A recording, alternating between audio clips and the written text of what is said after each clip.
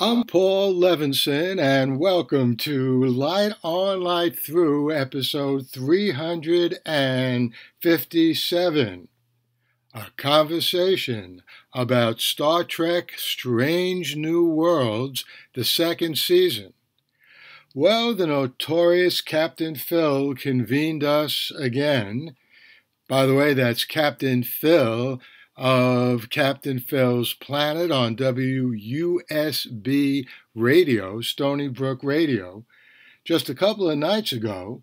And in this conversation, just as in the previous conversations we've had about Star Trek Picard and other wonderful science fiction series, in this conversation, in addition to Captain Phil, were Mary Beth Rakowski, Mike Rizzo, Roy Belquist, and yours truly.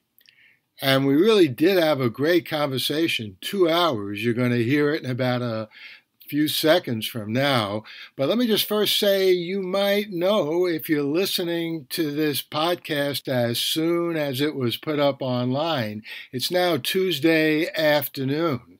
And I'm going to try to have a new episode of Light On, Light Through up there and out there for you every Tuesday afternoon from now on.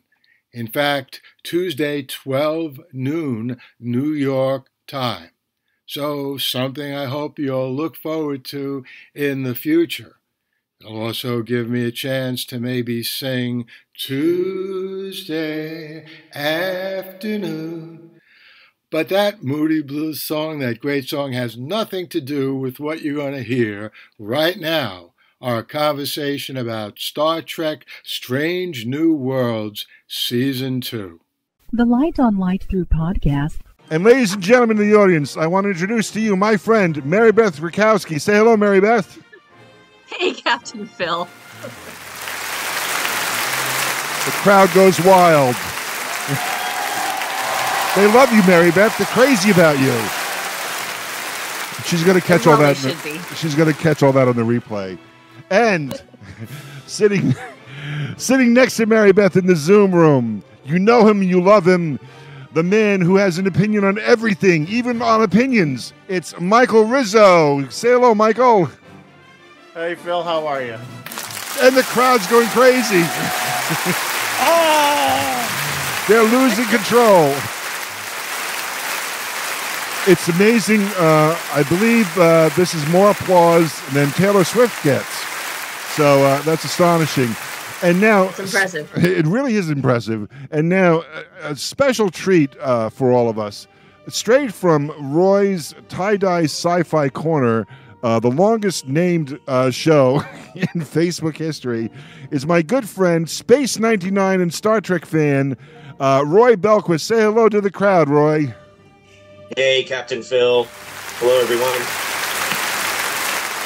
Roy's review of The Exorcist tonight on Facebook Live. They're cheering that you made it here. So Roy rescheduled his show with Ross on Facebook tonight to be here with us. And finally, the man of many books, the man of many appearances, the man of many opinions, my good friend. We've been on the radio together since our ReaderCon way back, author, college professor, man of many talents, Paul Levinson. Say hello, Paul. Well, it's great to be back here on your planet, Captain Phil, and I sort of feel like we've been on the radio together since I was like a toddler, 3 years old. Yes, it's been, you know what? I think Marconi got us on the air together. Yeah. So, and the crowd is going wild for Paul Levinson. I can hear them. So, tonight's subject is Strange New Worlds, Star Trek Strange New Worlds, Season 2, Electric Boogaloo. And we're going to be talking about that, what we liked about it, what we didn't like about it. And but before I start that, I want to go around the room and have everybody give out their credits first. So, Mary Beth and Michael, tell everybody about Sci-Fi Distilled. Go ahead, Mary Beth. We have a Michael. We still on? Hello? We're still on.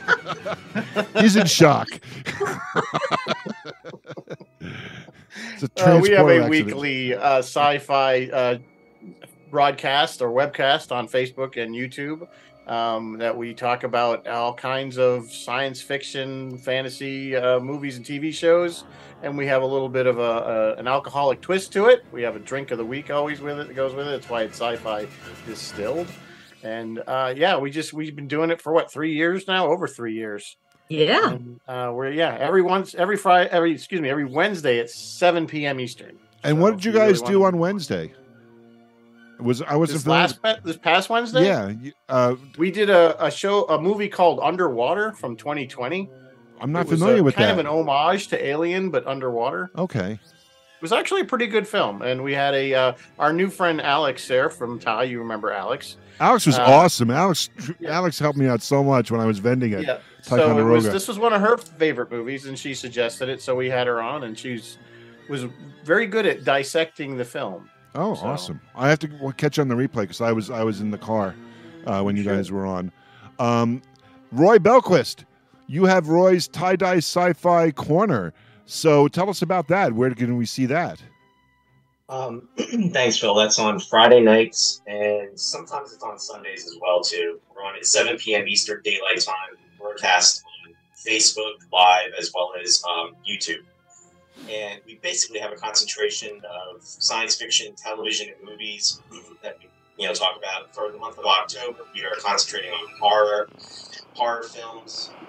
And we've been going for about 3.5 years. Yeah, actually, we just celebrated 3.5 year mark on October 3rd. So it's crazy that it's been going this long, but pretty excited about it.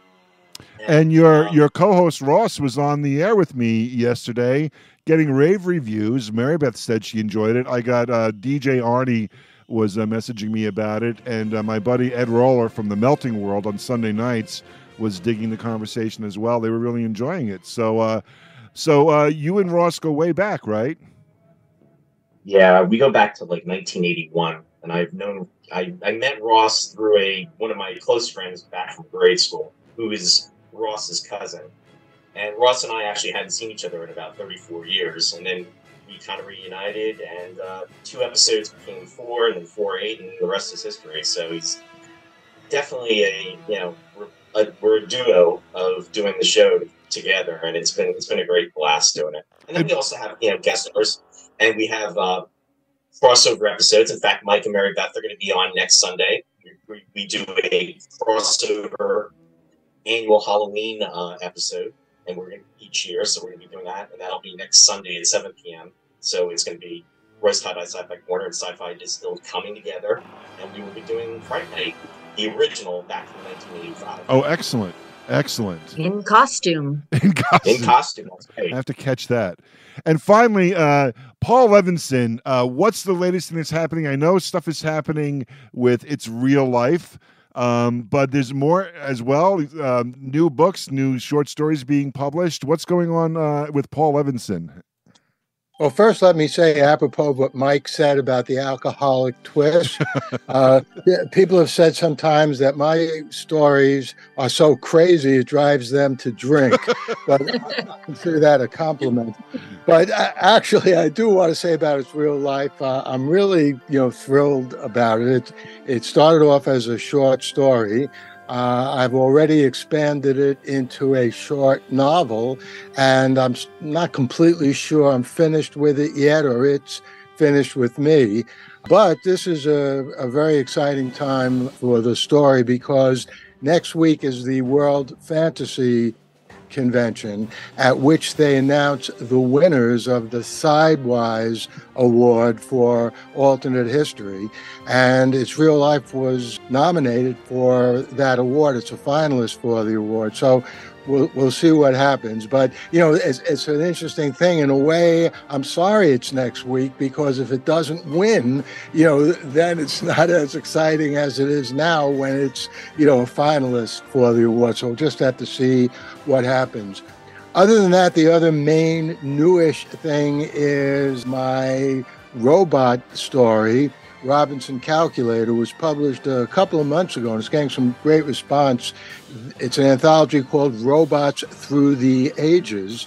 And that also is really something that's thrilling to me, because the other authors in that anthology are people like Philip K. Dick, Ambrose Bierce, Robert Silverberg, et cetera, and that's also something. That story is actually a novelette, and I'm now in the process of expanding that into a novel. Fantastic. Now, for its real life, of course, if that's going to be expanded into a longer work, will Jeff Lynne be making an appearance? I do have to tell you on the panel, and also this has been Captain Phil's grievance from the day he wrote the story. Not to give too much away, but the protagonist of the story, Pete Fornatel, now unfortunately the late DJ from WFUV, but the story takes place in 1996. He comes from a world in which John Lennon was not assassinated and the Beatles are still alive. And he walks through some tunnels under Fordham and eventually finds out he's in a world which is our world, and he's very upset about that because Lennon was killed. And he reads in an encyclopedia, well, what happened to Lennon, what happens to the Beatles, and he reads about this group, the Traveling Wilburys. What is that? I mean, he heard of Dylan, he heard of George Harrison, he heard of Roy Orbison, but to Phil's everlasting disappointment, he didn't hear about basically Tom Petty and Jeff Lynne. And so did I remedy that in the novel? I'll give you just a truthful, ambiguous answer. One of those two characters does play a major role, but I'm not going to, in the novel, but I'm not going to tell you whether it's Lynne or Petty. You're going to have to read the novel. Okay, I will read the novel, because if I don't, I will be very petty. So, well, Bess and break a leg. I don't know what you say for short story awards. Do you say break a leg, or do you say good luck? Can you say good luck? What's the appropriate thing? Stub a toe, I think. Stub a toe. Well, and we'll find what night is the awards? Is it Saturday night? The full schedule. This is the World Fantasy Convention in Kansas City. The full schedule has yet to be posted. I think it's going to be on Sunday, which is when they'll be awarding the World Fantasy Awards. And usually the Sidewise Awards are announced at the beginning of that ceremony. So late Sunday night, it'll hit the science fiction news sites, and we'll know. We'll have the winners list. Well, best of luck, my friend. And you know what? I'm just teasing you. I do have my complete ELO collection here, so it's okay. It's okay. I can handle it. So I actually love ELO. Oh, I know you do. Yeah, no. Yeah. I just thought that was when he said, and somebody else you never heard of. I was like, what? So we are here to discuss Strange New Worlds season number 2, and it's a this year, I think, for the show, we came to this a little late because we did have some preemptions here and there for various things, student takeovers. So we're talking about this near the end of October instead of when did Mary Beth? When did Strange New Worlds actually end? Was it August when it finished up, Mary Beth? August 10th was when the season finale Hegemony aired. Yeah. Hegemony. How do you say that? I can't say Hegemony. Hegemony. That's right. It's Hegemony. Sorry. No, it's okay, because I didn't know how to pronounce it either. So you're in good company, Mary Beth. Well, you know what? Let me start with you, Mary Beth. Overall, why don't you kick off the discussion here and tell us your thoughts, the highs and lows, overall, how did the whole season hang together for you? It was quite the roller coaster of a season. There were some great episodes immediately followed by some weaker episodes, and then immediately followed by another great episode again. I can zip through. It started with Broken Circle, then Ad Astra per Aspera, Tomorrow and Tomorrow and Tomorrow, Among the Lotus Eaters, Charades, Lost in Translation, Those Old Scientists, which I'm sure we will be discussing tonight, Under the Cloak of War, Subspace Rhapsody, another one I know we're going to touch on, and finally the finale, Yeah, some of them really stood out for a lot of reasons, good and bad, and some of them were just kind of there. So, I mean, that's kind of par for the course for Star Trek, I think, at this point. All right. Let's move over to Michael. Michael, just give us an overview of the season. The things you love, the things, yeah. Mary Beth kind of hit on it. This seems to be the theme with New Trek. Kind of real inconsistencies as far as the shows go. We started out with Broken Circle with, kind of this very Kirk stealing the Enterprise-esque episode. Again. And again, no consequences for anybody. We can do whatever we want. But Ad Astra was a great episode. But then, like I said, it's just like up and down, up and down. Of course we love the crossover with Lower Decks. Especially if you like Lower Decks, it was a really fun episode. And then you left, like you said, you left this on a cliffhanger, which it's always been, that's a Star Trek thing. We saw that, best of both worlds and all that. So yes, yeah, the thing with New Trek is, or at least with Discovery and this, because this is obviously the same timeline universe, you kind of have to separate it from all the Trek that came before, because it's clearly not the same universe. There's too many inconsistencies with canon to say, oh, this is the same universe as the 1960s show or even the 1990s show. Not too many things don't line up right. So that's my opinion. So once you kind of separate yourself, you can kind of accept some of the little squirrely writing. All right, let's move over to Roy, longtime Star Trek fan, Roy Belquist. Your opinion overall, real quick, on season 2, Strange New Worlds. Yeah, I'm going to have to piggyback off what Mary Beth said, as well as Mike.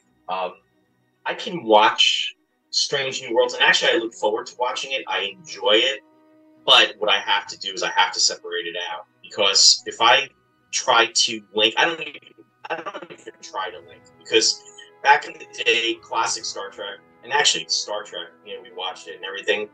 Then, what was it, in 87, 18 years later, Next Generation came out. There was that bold line, a lot of talk as far as how it was going to go and everything. The one thing, though, was it was connected to the original series.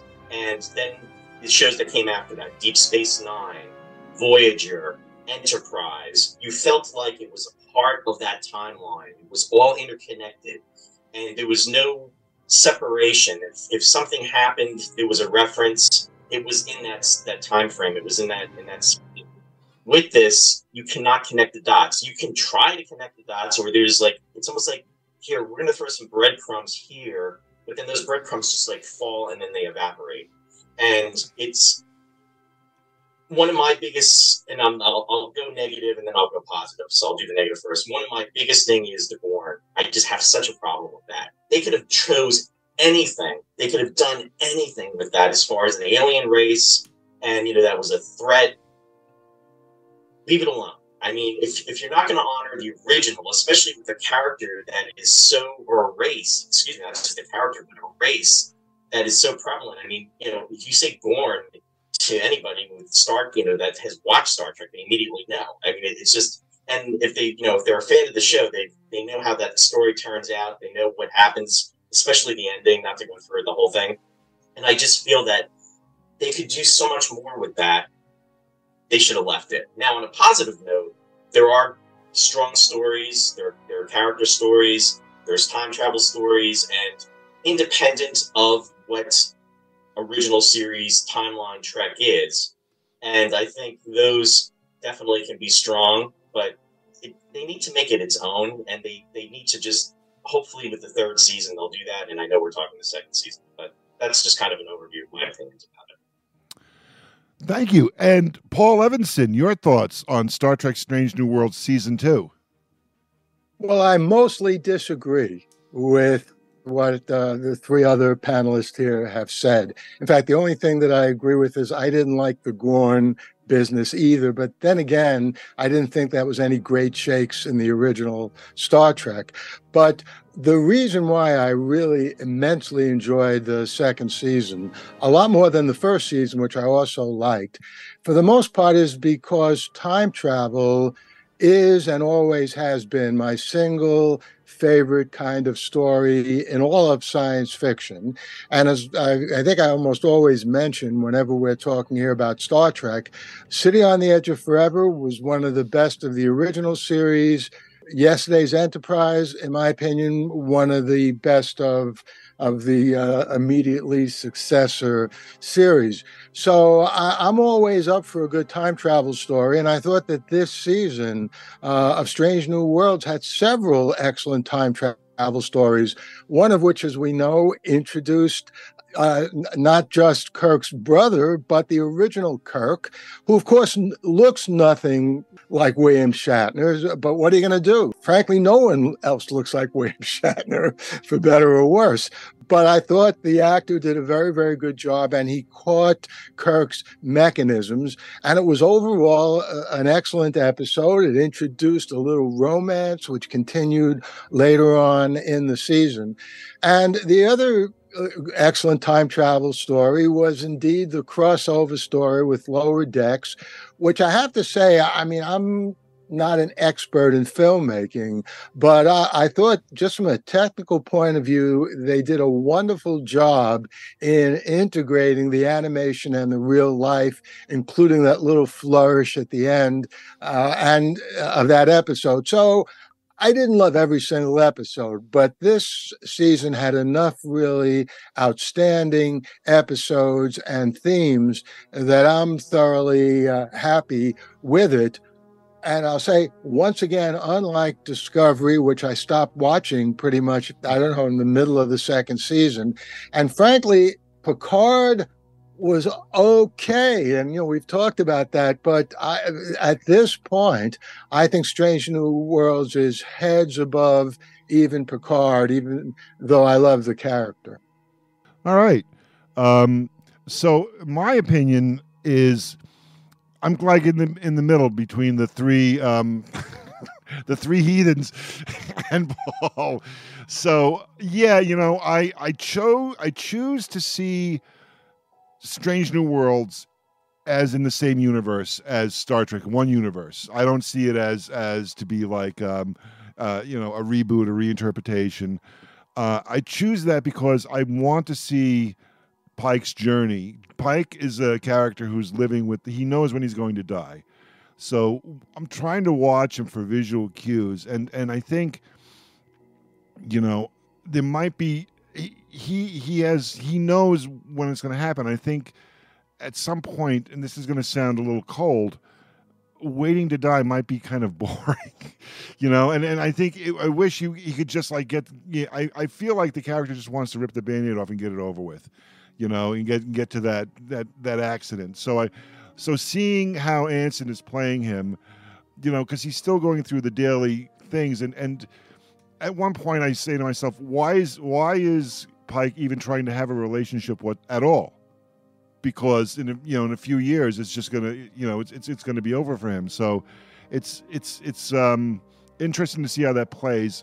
I love the interaction between Chapel and Spock and T'Pring. I love the fact that we've expanded that whole storyline.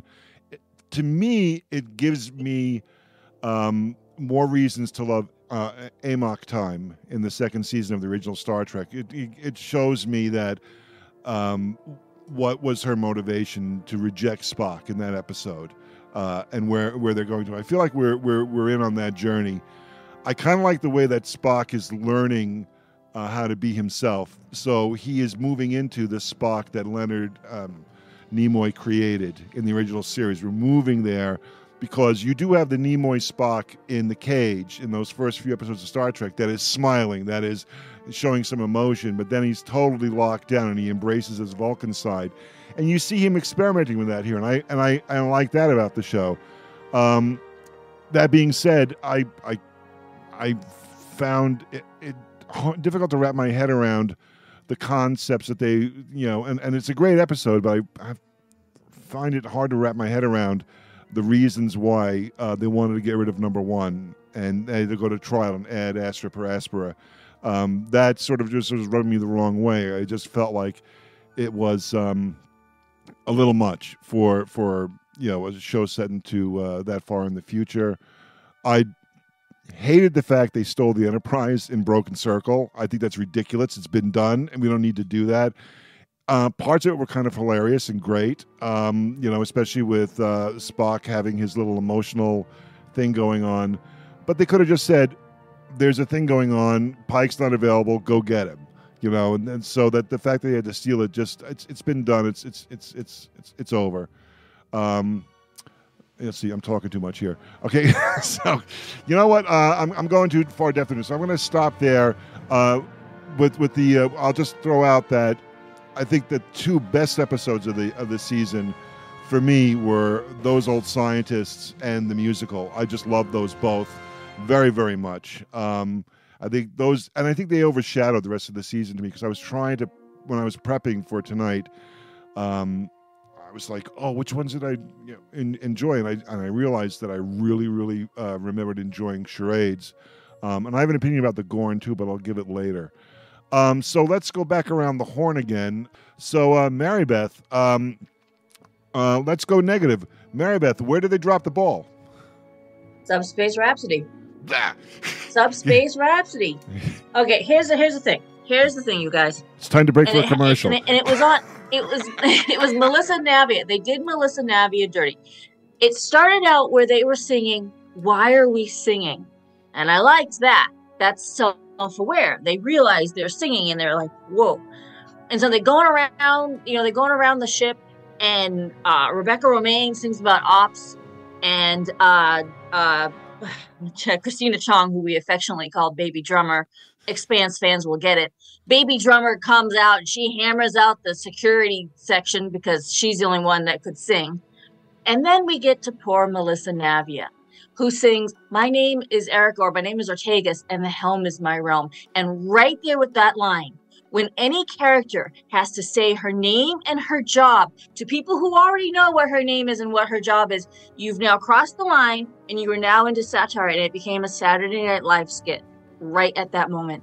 And then later on in the show, when Spock was singing "I'm the Logical One," Saturday Night Live skit.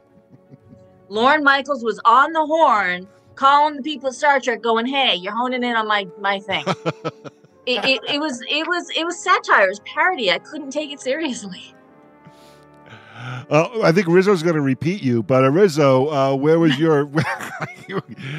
Where did they fall off the cliff for you? Well, yeah, I disliked Subspace Rhapsody a ton, and for a little bit different reasons than Mary Beth. I just, this isn't the Star Trek I wanted, and again, if you like it and everything, you love it, that's fine. I'm not going to tell you shouldn't, but this isn't the Star Trek that I wanted. It's not the Star Trek I grew up with. There's a little too much comedy in it.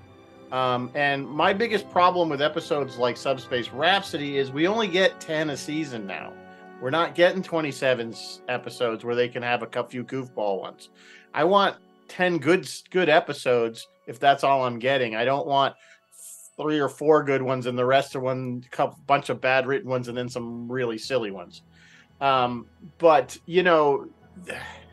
was it the worst? Probably was the worst of out of my opinion. There were some other ones that were kind of weak. I don't really care for what they're doing with Spock and his whole backstory. I think it's a little too light. I thought the episode where he was human, again, it was funny. It was a little too funny. Again, it was, but why is there so much comedy in this Star Trek? I don't understand. It's a little less serious. The whole name of the show was Strange New Worlds. They go to very few strange new worlds. It's always neither strange nor new. It's like more like, and then boldly going where they've been before. So those are probably the lowest points for me on the series. So this particular ones, I don't care for the singing one. I mean, the Klingon doing K-pop was just. I'm dying for them to. Funny, but I'm dying for them to do Subspace Rhapsody on the set tour. They could do that. I don't think that's going to happen. They could do that. If they could do James, that. James would plot. I don't think you're going to. No, he's not. James is a really good singer.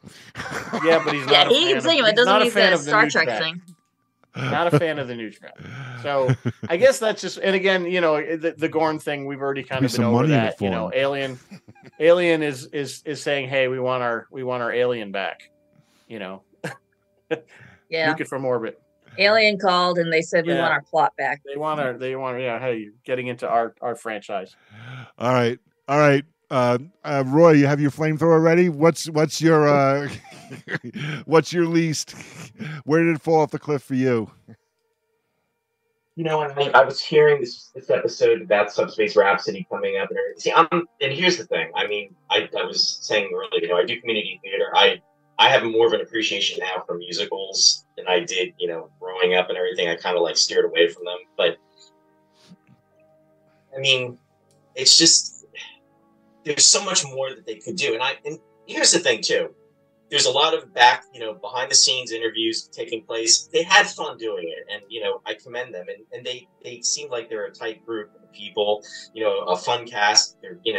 We've seen. We even saw Anson Mount up at the set tour. It was really cool to meet him and everything. We got to see him even before this all developed. We're seeing in this Captain Pike, and I just think that Mike brought up a really good point, a very valid point. It's not like there were.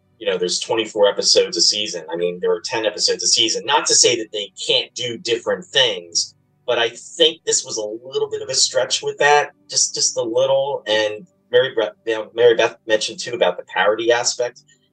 I'm just not a fan of watching musicals on television too. So I mean that was the other thing. The other episode I have to say too that I was not so much a fan of as well was the one where they were losing their memories.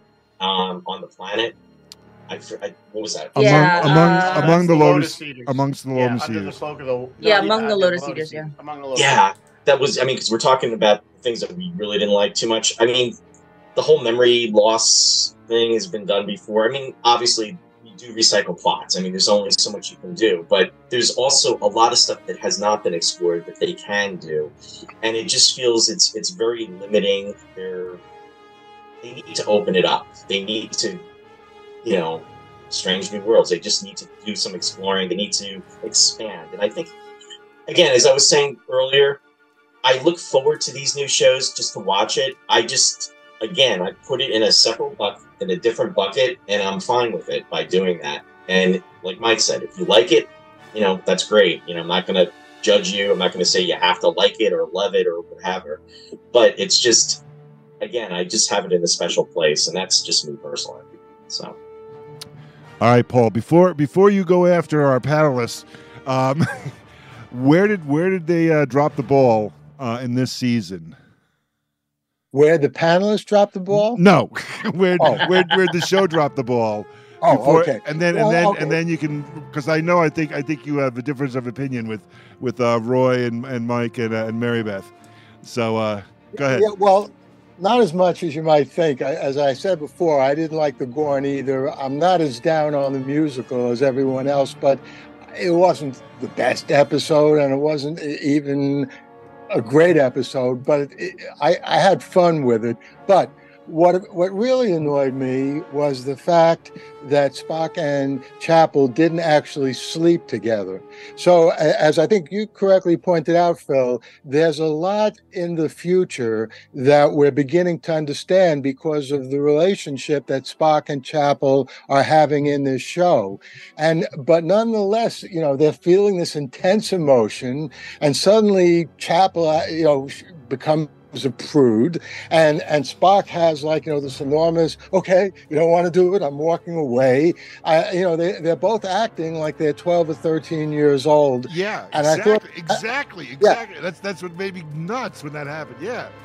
Yeah, and not only that, look, to some extent, if I'm watching this on NBC in the 1960s, I get it. We're certainly not going to see any nudity or any, anything that looks like a couple making love. But for God's sakes, we're seeing it on Paramount Plus. It's a streaming service. What are they so worried about? What are they being so careful about? Frankly, even the language, while I'm on the subject, there should be more cursing. There's just a tiny, tiny bit of cursing once in a while. I would like to see more of that. I'll just say briefly about the musical. I thought it was a good effort. I thought it was somewhat stupid, but then again, I was never a Gilbert and Sullivan fan anyway. Some people are, they love their operettas. The Just Pinafore, whatever, what their songs are. So I was never a fan of that. I'm not a fan of opera per se. I do love Kiss Me Kate, a real musical by Cole Porter in our world, but all in all, I thought it was okay. I wasn't disappointed by it because that's what it was advertised as being. But I also take the point that Roy is aptly making. Since they only have 10 episodes, they ought to make each episode count a little more and not devote a whole episode to what was fundamentally a silly, to me, somewhat enjoyable, but ultimately silly musical. Yeah, I think for me, I think the show might be cruising on its popularity. I think they feel like they have a couple of seasons locked in, so they're taking risks early on here in the second season. And while the episodes that were detractors for you guys, I really like those, but I can see that it's a little early in the evolution of the show to be dropping things like this. Like the Lower Decks in the musical episode probably could have lived in the third or fourth or fifth season, and we would have had like a better setup by then. But I think they just decided they were going to do it. They were going to do it and they were going to run with it. But the ones that I did not enjoy as much, that were kind of like the turkeys for me, was the first episode of the season with the Broken Circle, when they had to steal the Enterprise. And I feel also during that episode, they took a stab at the failed, or the sort of messed up project Axanar, because the ship that they fly, the fake ship that they fly towards the Klingons, looks like the ship in Axanar, and the Enterprise blows it up. So I felt like that was a little, and I'm fine with that, because I was an early supporter of that, and I really just wanted to see that film, and I didn't want all this other nonsense that got tacked onto it. And I believe there's a parallel universe somewhere where that thing actually got made properly and people are enjoying it. So, but unfortunately not this one. And I know there's bad blood, and there's problems, and we're not going to get into that, but I just felt like that ship looked like the Axanar that they flew out. And anytime you want to do a show on that, Phil, we're happy to do it for you. I know it rubs people the wrong way. I have people that would love to come on and talk about it. But I don't want, you know what it is? When I saw Prelude to Axanar, and I loved it, and I said, I really want to see this thing, and I was so excited about it, and then all that other stuff happened, and it just sucked the air out of the room, and yeah, it's just like one of those movies that you like Paul, wouldn't it be great if they'd actually made the movie Buddy Holly is Alive and Well on Ganymede? You just have the trailer. You just have the trailer for that, and that was a great book, and I'm like, that's the way I feel about this, where it's a coulda, shoulda, woulda, and instead, anyway, I spent too much time complaining about that. It's like a 5-minute sequence, and they blow up the ship, so I thought that was a little thing there. But I didn't feel that the point of stealing the ship was that important. I had trouble getting into Ad Astra per Aspera. I understand it's a great story. I understand what was going on there. I just really am not buying the whole, it's illegal to genetically modify yourself in the 23rd century. They established quite a bit of that, though, all the way back to Space Seed. I know. It just seems like we could have moved beyond that, because I think we have a lot of old laws that are still on the books that don't make sense, and they haven't. Half the time we don't listen to them, So I just had that rub me the wrong way a bit, and I think the other one that threw me a little bit was Under the Cloak of War, which was really intense when they were doing the flashback scenes and they were fighting the war with the Klingons. But the Klingon general that comes on the Enterprise, I couldn't fully comprehend what was going on with him. Was he a Klingon with no honor? Had he lost his mind? What, is he a double agent? And how did he die? Who killed him? And why don't we know? Why don't if M'Benga, killed him with the dagger, if it was truly like a murder and not self-defense, shouldn't there be like a dashboard camera on the ship? Shouldn't they be like, a security camera? This is and then this happens in a lot of Star Trek, not just Strange New Worlds. There should be cameras on every deck, on every on every hallway, and especially in sick bay. I mean, how do you know Gornigs aren't going to hatch on some patient? It would help to have like, and Roy, this happened on Moonbase Alpha too. How many times has Dr. Helena Russell turned her back on somebody, and next thing you know, she's almost frozen to death, by Anton Zoref, So I'm it's kind of ridiculous. So those are my gripes there. I want to remind everybody that we're listening to a review of Star Trek Season 2, Strange New Worlds. We're talking with Mary Beth Rakowski and Michael Rizzo of Sci-Fi Distilled, Roy Belquist of Roy's Tie-Dye Sci-Fi Corner, and Paul Levinson, author of It's Real Life, among other the Robinson Calculator, and more stories. You can find more on what's the URL for your website, Paul? Just search for my name on Amazon, and you'll find anything and everything that I wrote. Excellent. By the way, if you're listening along at home and you're hearing the music in the background, this is the soundtrack to Star Trek Strange New Worlds Season 1. I don't believe the soundtrack to Season 2 has been released yet, and I also purchased the music to Star Trek Lower Decks, which is quite good. Has any of you in the panel listened to the Lower Decks soundtrack at all? No? I can't say that. Don't shake. You have to say yes or no, because people can't see you shaking your head. No. Well, it's quite good, and it's quite good. And there's even a track, Rizzo, you're gonna like this. There's even a track called "Badgie Gets Loose." Okay, so I know that is a beloved character for you. Some Badgie. Yeah. So there's it's quite good, and I have not watched any of the new season of Lower Decks yet. I've been hoarding it. So I need to sit down and watch the whole thing from beginning to end, and I just had other things going on, and I wanted to sit tight. Mary Beth, Michael, Roy, Paul, what did we love about Strange New Worlds Season 2? We'll start with Mary Beth. Well, obviously, I think maybe Rizzo might agree. I hope some of the other guys do too. I think I have to point to Those Old Scientists, which is, of course, the crossover episode from Lower Decks. It was brilliant and perfect and so well done. Like, it was just brilliant.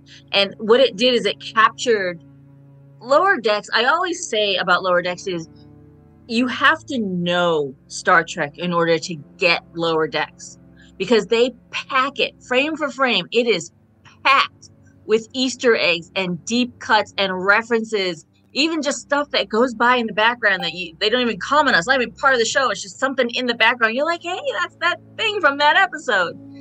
And they didn't do that, but they were pulling from Lower Decks in the episode, in Those Old Scientists. So like when the Lower Decks characters got on the Enterprise with Pike and the gang, they were doing little things that their characters would do on Lower Decks. It was genius. It was just absolutely genius. I watched it 3 times. I thought it was. Did you notice? I thought it was great. I'm going to break the rule here and jump in. Did you notice they only picked the 2 characters from Lower Decks who physically look like they're animated characters?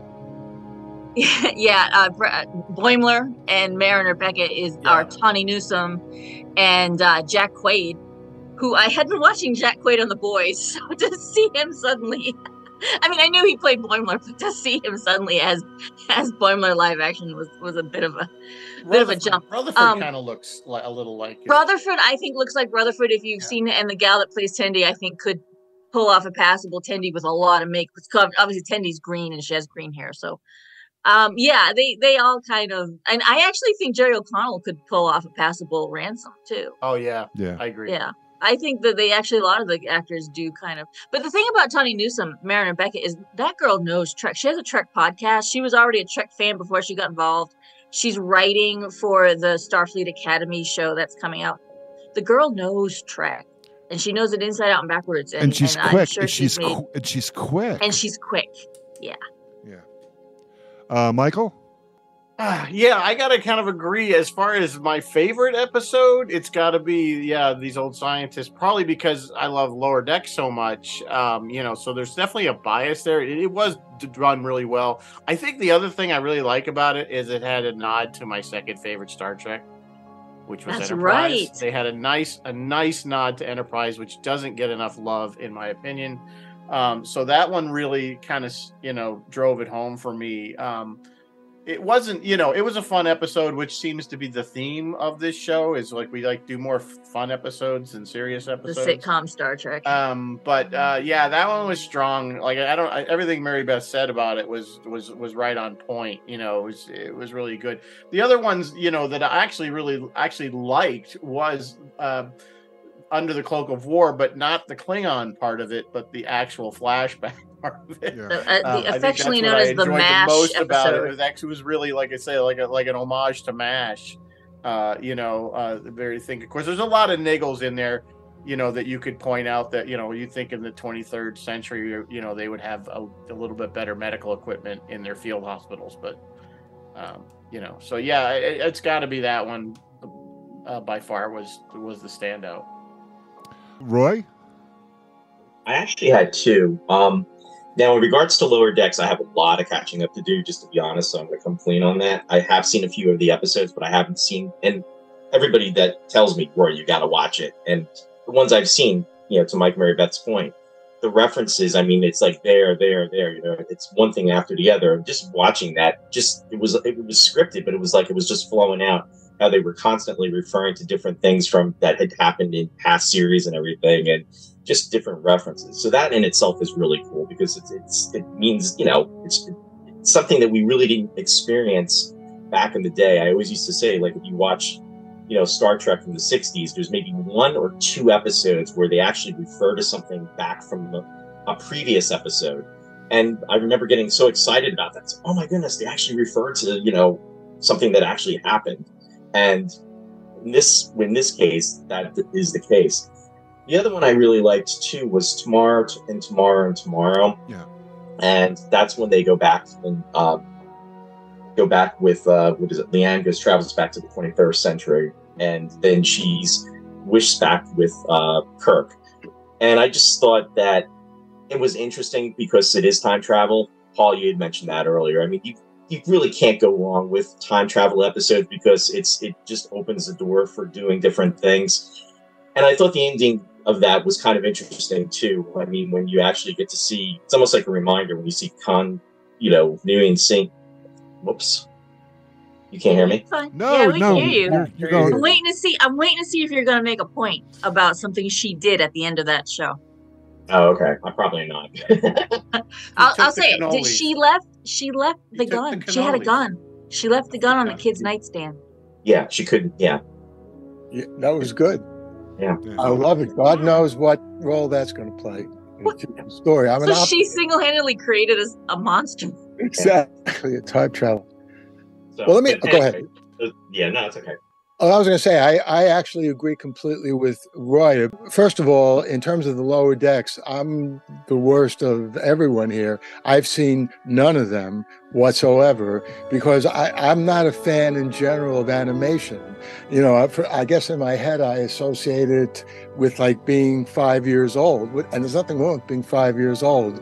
But, I've always felt I always feel that life's too short for two things, in terms of what I watch. One of them is animation and the other is sitcoms. I mean, the only comedy, just in terms of traditional television and now current television, that I at all really love is Larry David's creation, Seinfeld, and now the actual show that Larry David does on HBO. But other than that, I think watching comedies are a waste of time. So, but nonetheless, I thought that episode, and I already said part of why I really liked it, had time travel in it.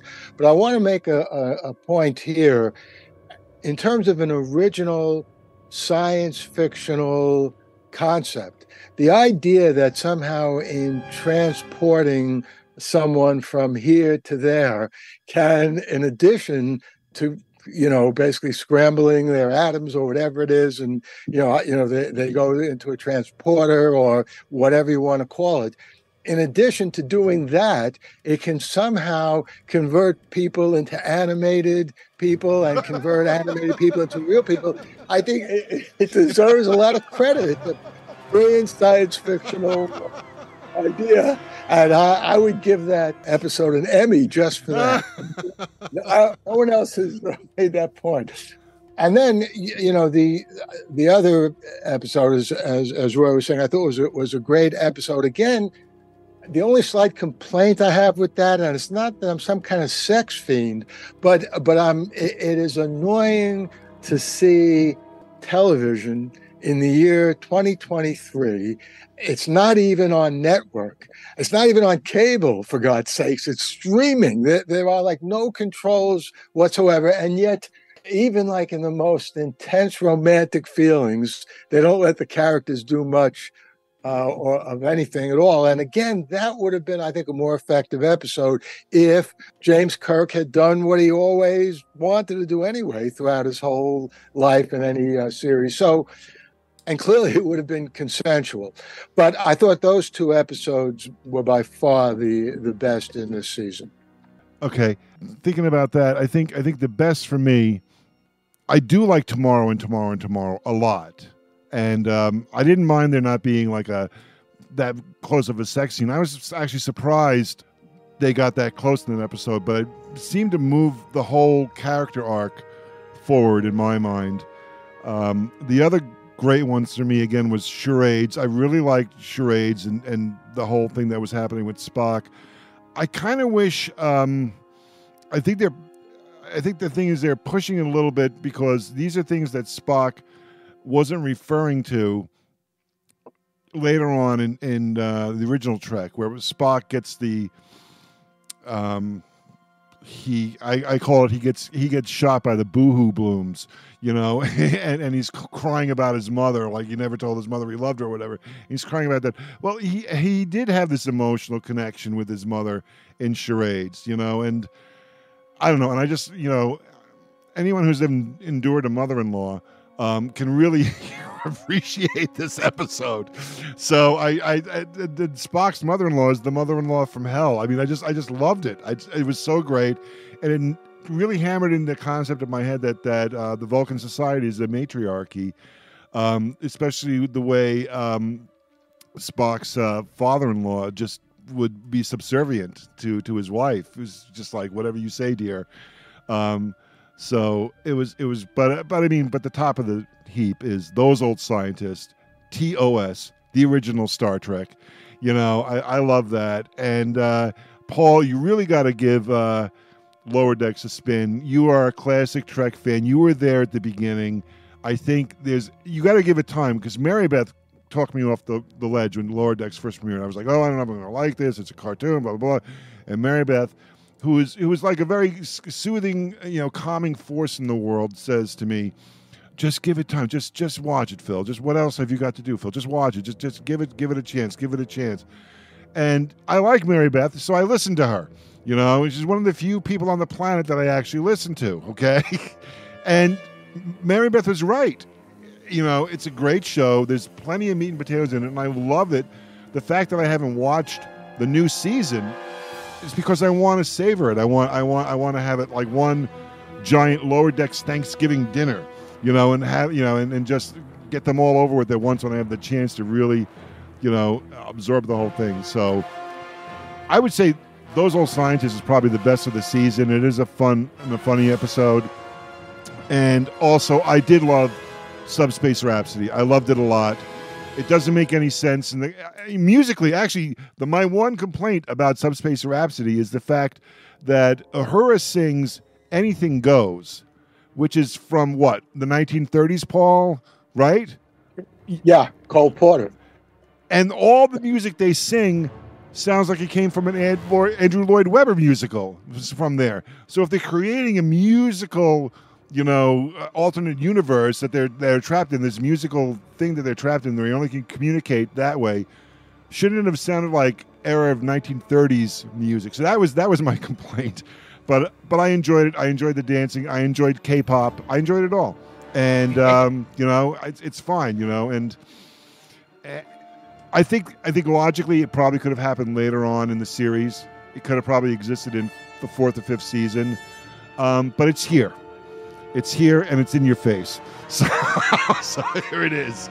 All right. So where do we go from here now? I have to turn Standout performances. Thank you, Mary Beth. See, anybody wonder why always Kirk listen to was Mary always Beth. on the ship? Go ahead, Michael.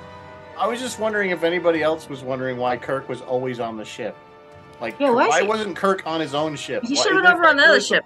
There were some really funny memes that it was like a book, that Pike wrote. Why is he always on my ship? What? Which Kirk are you talking about? James T. or why is James T. always on his ship? He's supposed to be on the Potemkin or whatever. He should have been over on the girlfriend's ship there. The Farragut. But he was always on the Enterprise. It's like, why are you here? Beam back over to your place. How many I'll of those? tell you why. How many of the Kirks? How many of the Kirks that have been in these 20 episodes are the actual Kirk and not like an alternate universe Kirk or the time traveling Kirk? So how many times have Kirk actually been there when he belongs in this universe? In this season, quite a bit.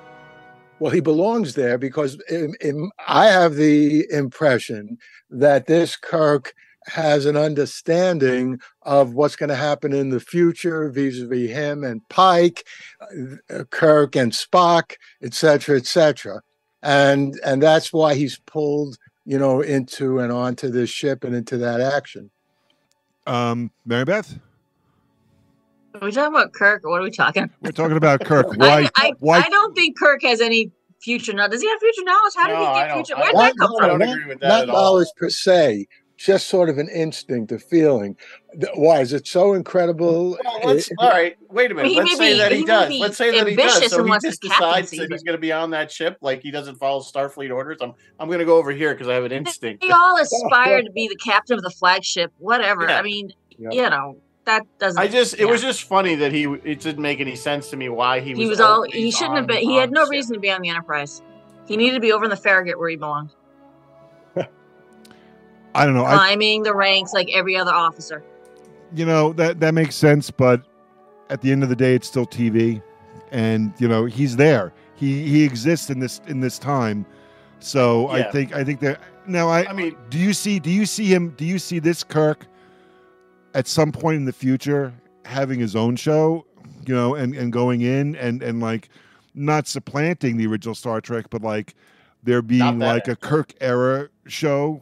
Do you see they would need to tread carefully because they would need to tread very carefully if they try that. But can I interject one thing? And I'm saying this kind of tongue in cheek. It's not like it's really that big a deal, but it's just kind of something that popped into my head. I'm like, why is he always? And I'm not the only one because the internet. There are memes about it. Yeah, memed the heck out of it. So I was the only one thinking, it's like, why is he always there? It's like they didn't really explain why Kirk was like maybe one time to visit his brother, but he was always there. Yeah. Well, he also likes Lieutenant. What's her name exactly? Lon. Drummer. Baby Drummer. Yeah. Yeah. There's a romantic reason, and his brother is on the ship. And again, look, this is actually something that you find in narratives, literature and so on, that, younger versions of characters have a sort of inchoate sense of something that's going to happen in the future, and that sort of drives them to do certain things which otherwise wouldn't be explicable. And it sort of gets you into a time loop, not literally, but sort of figuratively, and I think that's good. It's That's generally One thing I want to officers say- don't have a choice where they go. Where what? Assigned to a ship, and that's where they stay. They don't. Yeah. They don't get to say, I really kind of feel like I want to be over there with my girlfriend, my brothers. What what they're doing though is by doing that, they're breaking their own rules. I mean, you can't. This is where again I can watch this show separately and not connect the dots. But when you're starting to do, you're doing whatever you want to do. There's no consistency to it. It's not. If it's like almost like a fantasy where like I understand what you're saying. You're saying that maybe he has a sixth sense and it's a time maybe inference or whatever, but then it's breaking away from what this is supposed to be though. I mean, and it's trying to connect to being Star Trek. It's almost like it's trying to be one thing, but then it's trying to be another. It's not following its own rules in that sense. Well, Roy, I'm sorry. I'm not saying that's why I say it's got to be an alternate universe. Yeah, it would have. Whatever you want to call it. It has to Separate be. It doesn't bucket. line up with anything that Exactly. But it wants to be though. You know what I mean? And that's that's why it keeps drawing on what came before, because it wants those ties. But yeah, and you can't say that. Okay, and I'm actually you can say it, but okay. In regards to the Cage, Spock was a little bit more light of a character. He was looser, and then in Where No Man Is Gone before, he was more stiff and he was more logical and we solid. don't need to explain it the same way in the Solo movie. We didn't need to explain why there were dice hanging on the Millennium Falcon's rearview mirror. We didn't care. They were there. We didn't need a whole backstory to the dice. I don't need a backstory to why Spock was laughing in the cage and now he doesn't laugh anymore. Like we got that it was the 60s. Like we got that there was no. We got that it was the pilot. Actually, we understood that. It was the first I have a serious question. You might know. Number one. Yeah, because I honestly can't remember. In the Cage, do we see any sign that James T. Kirk knows Pike or knew Pike? I honestly don't remember. Well, there's nothing. He's not in. Yeah, he said the line is, I only met him once at da-da-da-da, whatever it was. There's a line. I met him once. It was right before his Menagerie. You're talking. You guys got to remember. There's Menagerie, and then there's the Cage. There's the Cage. Right. That's Menagerie in the is Cage. the one with Kirk in it, and yes, he does. The Cage is Jeffrey Hunter. So he said I met him once, I think, or something. But he was never James T. Kirk was never referenced in the Cage. Correct. That was the first pilot because the character didn't even exist. That's right. Well, that's right. Yeah. But he does mention in Menagerie that I think he says something like I met him once. When he was promoted to fleet captain. We clearly know has a history with it. Yeah, he met him when he was promoted to fleet captain. So again, that's a good point that it doesn't line up. That he knows that he knew him all. That there was all this interaction prior. So they're playing a little fast and loose with that.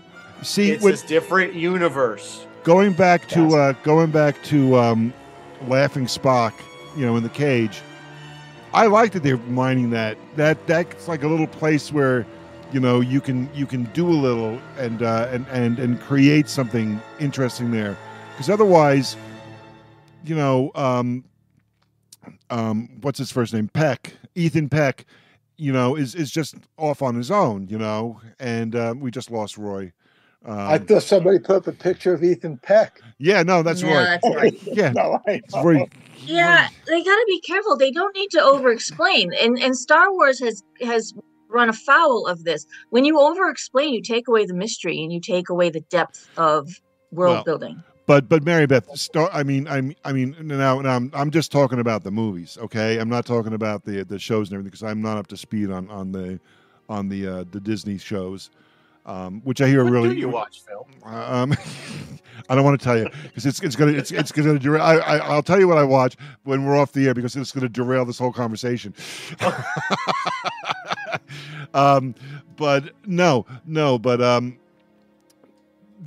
the story of Star Wars is a very thin story.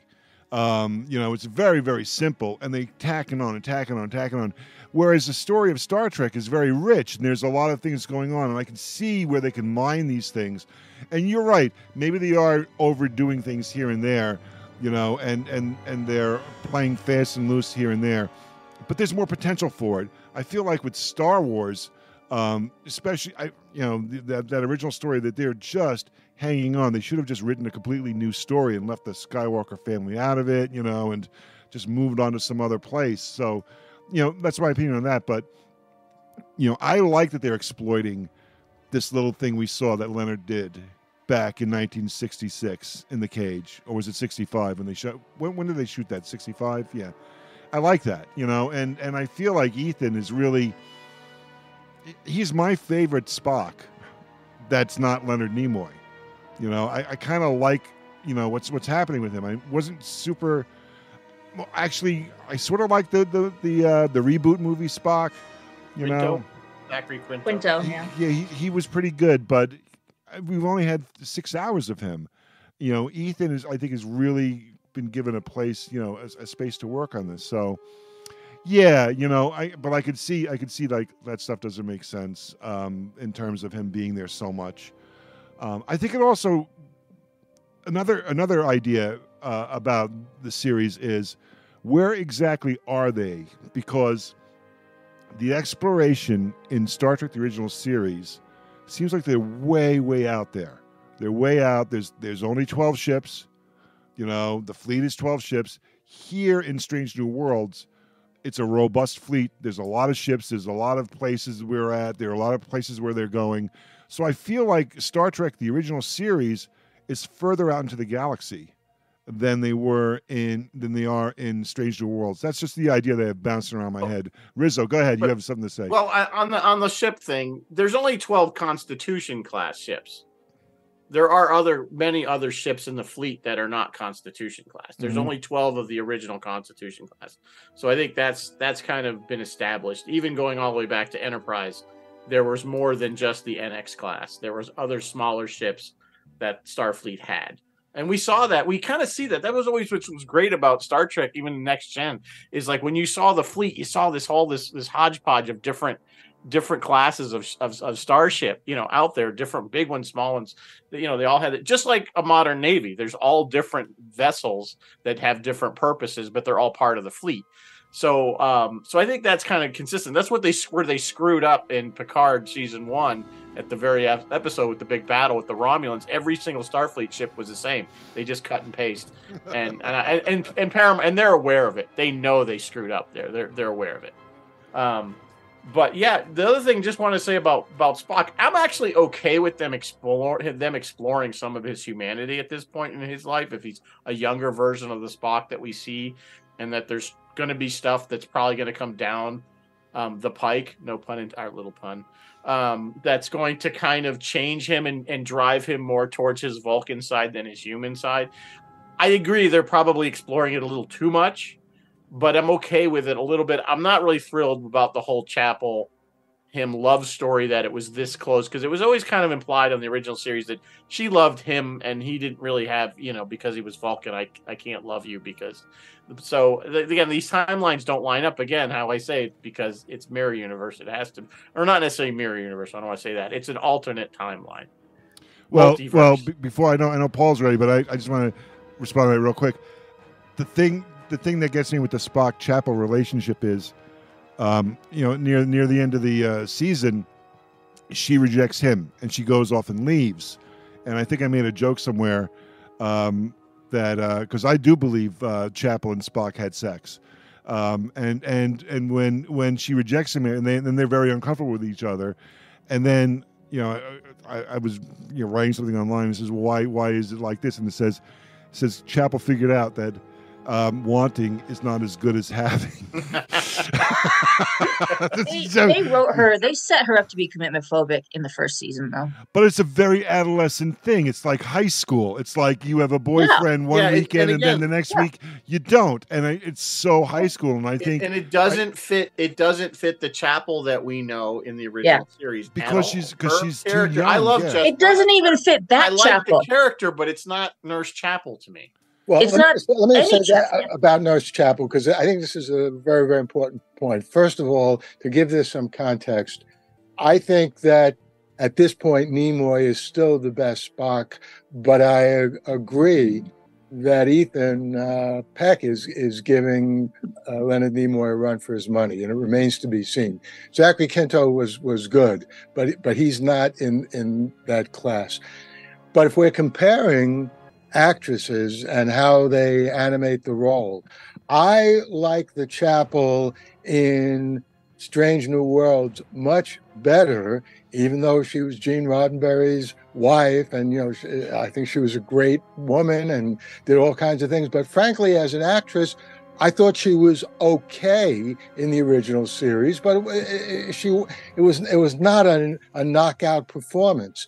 In contrast, this Chapel basically eats up the camera. She's a very powerful actress, and I think that makes the story much more interesting.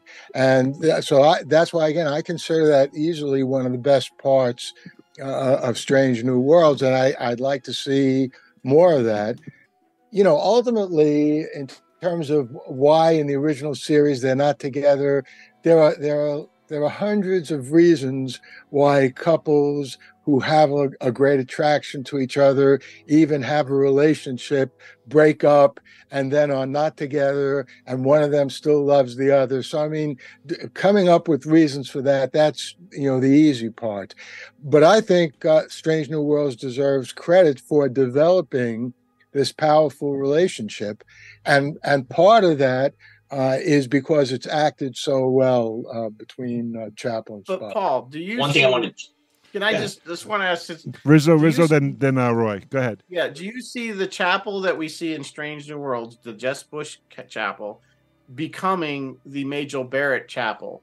Because that's where it's going. That's where it should be going. I know. If you follow, and this is what Roy is talking about, where the stuff's not lining up. Because I can't see her being that person that's in that later series, and it just doesn't fit. And I think that's where we're having a problem. I have no issue with the character or how they, if they called her Nurse Smith, I would have been okay with it. Right. You know what I'm saying? Yes, no, I understand what you're saying completely. Your point isn't wrong. That's actually what I'm saying, but from a different direction. The reason why I don't see those two renditions of the same character matching up as well as they should is not mainly because of the story of the TOS Chapel. It's because of the actress in each of the series. I don't believe this Chapel in Strange New Worlds, I think is so good, so powerful, so subtle. Look, who thinks that Chapel in the original series was one of the main, most important characters? I don't. I mean, again, a lot of critics didn't want to say that because of her relationship to Gene Roddenberry. Understandable. But I don't think anybody watched that series because they couldn't wait to see more Chapel. She was okay, but it's different with Strange New Worlds. I just want to jump in real quick on that. The one thing, too, is with the original series, the focus, it wasn't really an ensemble cast. It was William Shatner, Leonard Nimoy. It was, and then what later became DeForest Kelley. So the fact that, she would have that type of opportunity to be in an episode like that. Now, there is What Are Little Girls Made Of, where she is, and then they do the whole introduction with Roger Corby, which this has been, referencing. I mean, we have that foreshadowing coming up. So to your point, they are two different actresses. I mean, there is a difference in age, too. I don't know. I think maybe... what's really weird, too, is when you look at... We just had a discussion about this not too long ago. When you look at actresses or actors back in the 60s, you tend to think that even though that they were only in their maybe early 30s, they seem to be almost older, you know what I mean, in regards to that. When we see actors today that are that age, it seems like there's almost like a 10-year difference. That giant beehive hairstyle makes her look, like she's in her 50s. Yeah. Yeah, I mean, but they are two different actors, and to be fair, but again, the potential of developing those characters to that extent, it didn't happen. Now, They're written different. No, they're written different. You can't link them. It doesn't work, and it's almost not fair to. And I understand what you're saying, Paul, in regards to their quality, or the way they were able to present themselves, or just deliver themselves. But it's a totally different type of timeline, and it would be interesting to see how she would deliver it if you were able to take the one actress and then put her back, and then take the other one and put them forward. But well, agree with Roy a little bit. I feel like, because I was going to mention What Are Little Girls Made Of also. I feel like the Strange New Worlds chapel is edging towards that chapel, in that episode. I feel like we're like being pushed in that direction. But Nurse Chapel in the actual original series was criminally underused because, of course, it was the show. It was the Holy Trinity, Kirk, Spock, and McCoy. It was supposed to be that way. And every time there was another pretty woman who showed up, she ended up either, she was Scotty's love interest one episode, or she falls in love with a mass murderer, Khan in another episode, or something else happens, or she gets turned into a piece of styrofoam and crushed in another episode, So it's really, there's this revolving door, for that. But you have to remember, and I think we skipped over this, for Majel Barrett, she's represented by two actresses in this show, because we have Number One and we have Nurse Chapel. So, and while you were talking and going back and forth, I was just thinking to myself, what would it have been like if we did have Majel Barrett Roddenberry, portraying Number One instead of Nurse Chapel, as the second in command, in the series? What would it have been like? Basically Riker. She would have been Riker. And it was a shame. It was a shame. And of course, Roddenberry kept her on, and the reason why, I think it was the sexism, because they didn't want a second command as a woman. Really, I think the other thing is they gave him a choice. Well, they said either lose Spock or lose the woman. The other thing is they weren't happy. I don't think they were happy that she was dating the producer. He dated everybody on that show. He did. He did date everybody. Yes. Right. Well, they gave her. She kept cropping up. I tell you, I do love, as a shout out to Majel Barrett Roddenberry. The most touching thing was the end of Picard season 3, where Jonathan Frakes says, "I miss that voice." I was like, I miss it too. And that's like, that just gets me right there. All right, where are we going from here? With the band of extraordinary nerds discussing Star Trek Strange New Worlds Season 2, Mary Beth Rakowski, Michael Rizzo, Paul Levinson, Roy Belquist, Captain Phil. A shout out to Ed Roller, who is messaging me and enjoying the show very much. Melting World, Sunday nights, midnight to 3 a.m. It's an incredible show. If you're not up, get it on the replay on the WUSB.FM website. Ed puts together an amazing show of stuff you've never heard anywhere. His German prog rock show was just amazing. So you just have to check out his stuff, man. It's a great show. So thank you, Ed, as always, for listening and tuning in, and also on Thursday. He's always my cheerleader out there. All right, so we dissected Chapel here. Should we go after the Gorn? Should we talk about the Gorn a little bit more? We could do that. But you know what I was wondering? We haven't really talked about Carol Kane. Okay, let's go there. Let's go there. Let's talk about Carol Kane. You know what? Because I'm like on the fence about her right now. So, all right, Rizzo, you brought it up. You kick it off. I brought it up. Yeah, I was, when I found out that she was going to be our new engineer. I love Carol Kane. Don't get me wrong. I think she's a great actress. I think her problem is that she kind of does the same character all the time. And again, we're kind of seeing that same kind of weird European accent again that she does. I'm waiting for Ladka Gravis to come out around the corner and with a taxi in his. But anyway, so she's the engineer, and then we find out what she's like, this immortal being, and of course she pops up in the time travel episode. It was almost predictable. But I don't know. She almost seems, was it Mary Beth? You had a theory that she always she's sabotaging everything, sort of. It wasn't you that said that. Yeah, she's quietly in every episode that she makes a suggestion. I'm trying to think, there's the music. No, she wasn't in the music one. She was in the one where the Uhura Saves the Day one, and she made some suggestion. Try music. Anyway. You're right. She's sabotage. She's the reason. She's the reason we got trapped she's the reason for Subspace Rhapsody. She's the one to blame. Yes, she's the reason for Subspace Rhapsody. Yes. So I don't know if her characters were. I was almost going to come to the point where maybe their shtick is going to be that they're going to get a new chief engineer every season until they get to Scotty. Well, they've introduced Scotty. They've already introduced him, which was almost again inevitable because they're going to bring every single person. They'll bring everybody else. I absolutely loved his introduction, by the way. I really did. I think I was okay with the Scotty coming in there, but I don't know. Yeah, I'm just not liking. I don't think she fits this universe. I don't think her style of acting. I don't. It doesn't work. She's not working for me in this show. Like I said, I have nothing against Carol Kennedy. It's phenomenal what she's done, but I said it when I heard it, and I'm going to stick to it. I'm not a fan of her in the show. Paul, you want to follow up? I'll just say that I agree with Mike, and actually, I think Carol Kane is an excellent actress, but her character is annoying, and I don't know why. I've seen like 3 or 4 episodes or even complete series in the last couple of years when there's essentially that same character, an old Jewish woman, with a continental accent.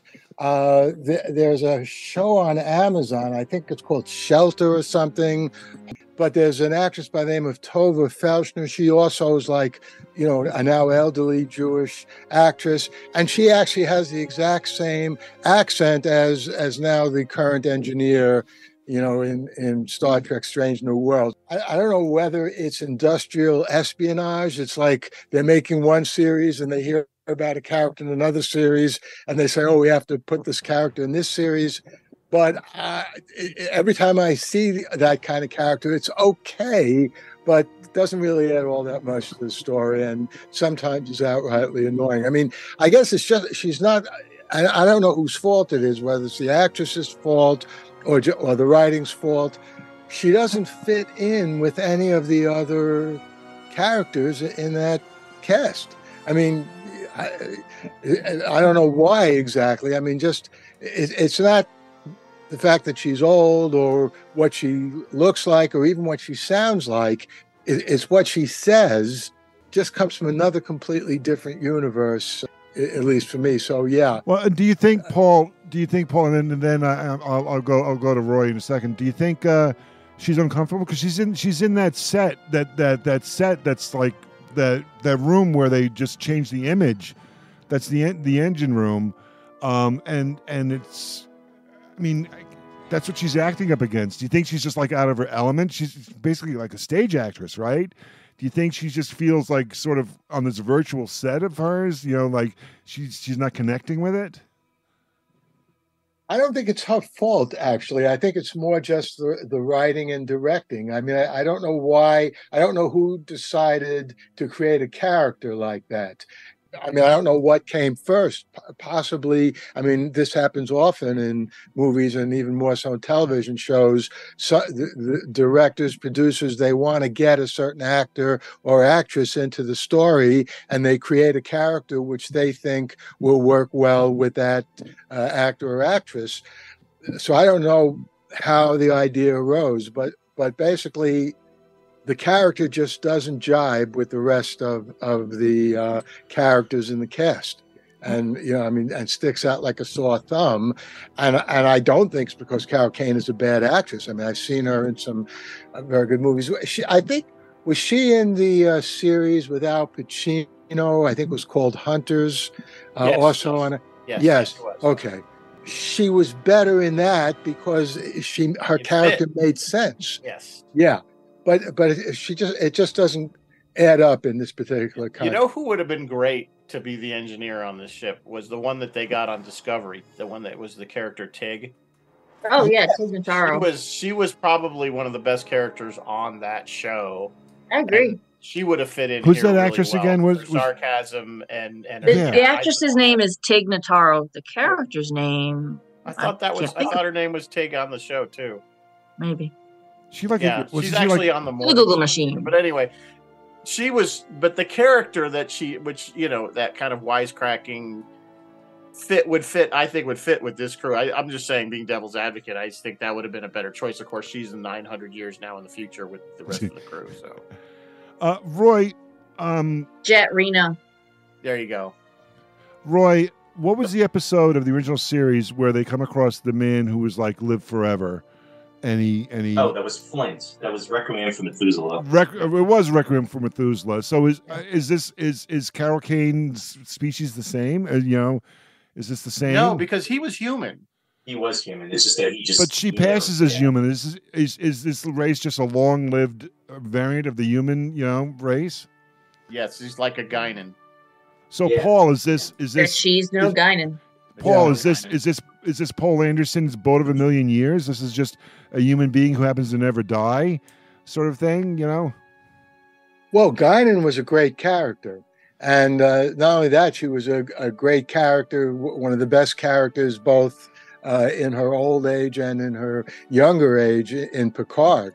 That's not the problem. The problem was just the combination of the accent. It's okay, I think, having a character who lives forever or almost lives forever, an ancient character that has all this wisdom and has seen so much that she or he is cynical or whatever. But at least for me, and I think for a lot of other people, it just didn't quite come together here in this. It almost feels like for what they're doing is, obviously they're trying to work their way up with Scotty, and that's the direction this is going to go. But it's almost like the engineer, and I'm not taking away from her performance or anything, but it's almost like it's a throwaway character. It's like they came up with something just to kind of fill in the gap, and that's what she's doing. I mean, it's like we've got Carol Kane be on, Strange New Worlds, and I don't know, and it's like, will she even be around next season? And this is a question I want to ask you guys, because this is something that I guess I would pose that I'm not feeling. Do you actually care about these characters? Does if something should happen to them, would it bother you? Well, you know what I mean. And the reason why I'm asking that is when I watched the original series, when I watched those episodes, I really did care about those characters. And if something were to happen where if there was a loss, or I'll throw out a Private Little War, Spock gets shot, and you don't know what's going to happen. Obviously, you're thinking he's going to pull because he's the star of the show, but things like that, and it's almost like I'm not feeling it with this, and it's just something I thought I would ask. Well, I think you're asking, Roy, is who in this cast is the red shirt? Because we know, of course, there are plenty of characters in this show who, we know their fate. We know they're going to live on to be in Star Trek, the original series, and Star Trek, the original cast movies. Okay, we know they're going to move ahead. So that question is, who of these original characters are going to end up like Hemmer, the original engineer, who I could have loved to have kept along. Yeah, they should have kept him. He was magnificent. I liked him, but I liked the fact that he had an impact on Uhura, and he impacted Uhura's character arc. It was regrettable because he was such a terrific character. I mean, Carol Kane is there. She's going to be there for season 3 because she's there. There's a cliffhanger at the end of season 2, so she's going to be there. Scotty isn't, in charge yet, but I mean, was Scotty the engineer in the cage, or did he show up? Did he show up in Where No Man Has Gone Before? It was when he first showed up. That's where he showed up. Yeah, he was in Where No Man Has Gone Before. That's where we were introduced. Yeah. So I mean, this is another problem I had with this last episode. Let me see if I say it right, because I can't say this either, Mary Beth. Hegemony. Did I do it right? Hegemony. Hegemony. The thing I remember watching this, and I had a very difficult time absorbing the dialogue in this episode. I don't know if the way the sound was mixed or the way people were talking, and I had a very, very difficult time understanding the actor playing Scotty. I loved everything that was happening, and I loved the story. I loved the fact that they were on this planet that looked like one of those Star Trek sets from the original series. Okay? I liked all that. I mean, I expected to see Floyd's barbershop, on that planet somewhere. But this was just a really tough story for me to get through. So in terms of understanding it, and then it turned out to be this cliffhanger, and Anson is standing there and looking at the screen at the end of the episode, and I'm like, yeah, she has to die. She has to, because she's not in the next show. She's got to go. So I mean, it sort of takes away. I don't know if it's a question about caring or not about the characters, Roy. it's a question of like you're anticipating it because you know who's going to live and you know what's going to happen to Pike. Sure. So you're anticipating, okay, if all these people live, someone's going to go, you know? So there's that. Yeah, I have a point I want to make, though. We keep saying we know what's going to happen to Pike. So here's like a secret, but now that I'll tell it to you, it's no longer be a secret because millions of people will be listening to this. But here's a secret hope that I have. Yeah, as I said earlier, 5 or 6 million at least. Okay, there you go. As I said earlier, we've already established in the second season that somehow technology exists that it can convert an animated figure into a flesh and blood and vice versa, which is amazing. So given that, we leave Pike in TOS, disfigured, originally looking like Jeffrey Hunter, being this disfigured person, and then and it's good that he's in a world where he can look good again and be with a woman that he loves, etc., etc.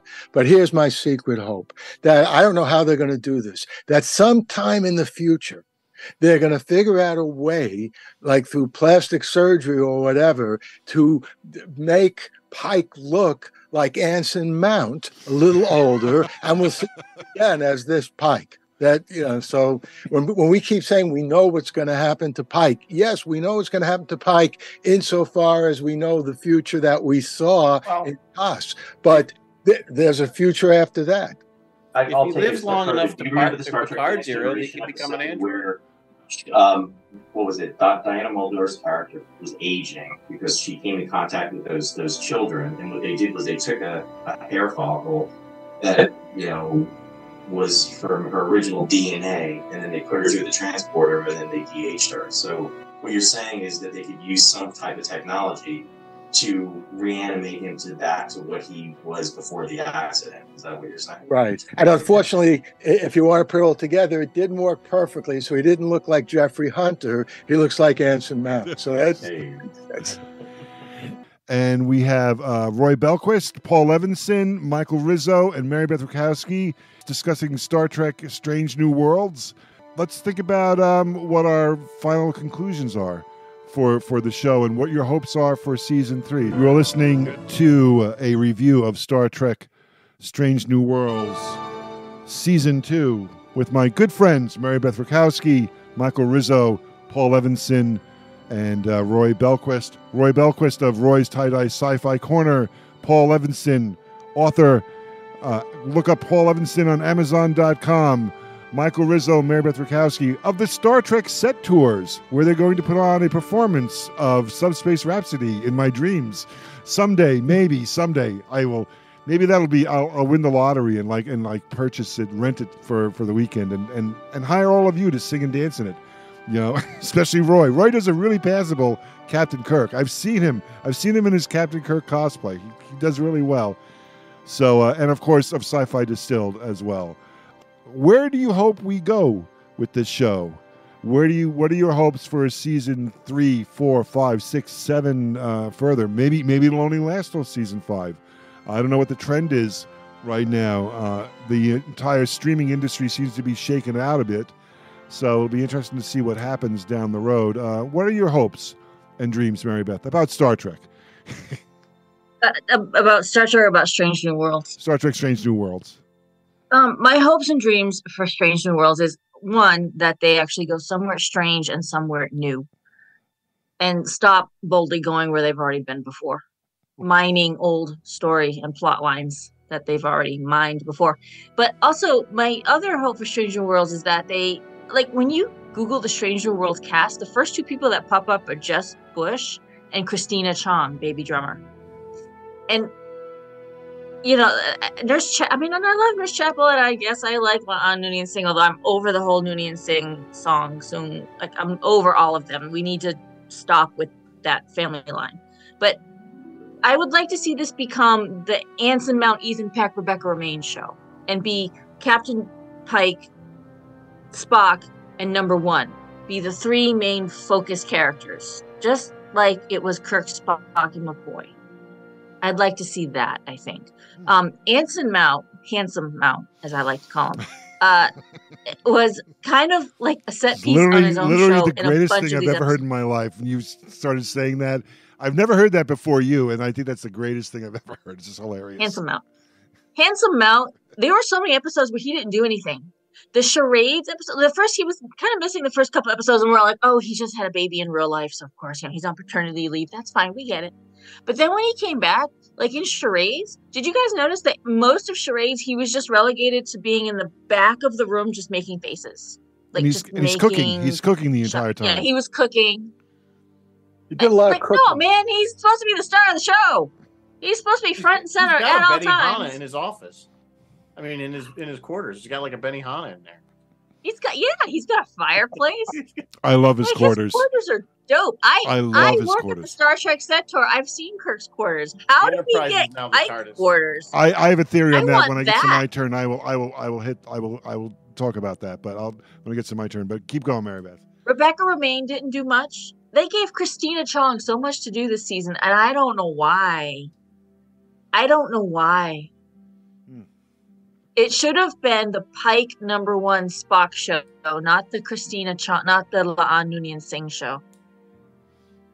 I think. Okay, Michael, your hopes and dreams. Yeah, I mean that's. And they did Melissa Navia dirty. Okay, go.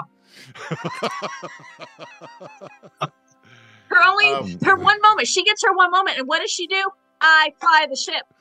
That's what she does. Well, I was like, damn, girl, they did. I just want to announce to everybody. Player. I just want to announce to everybody in Radioland that Michael Rizzo is sporting an International Rescue baseball hat.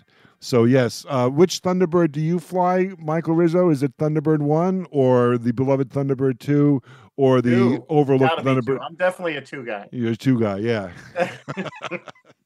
No, yeah.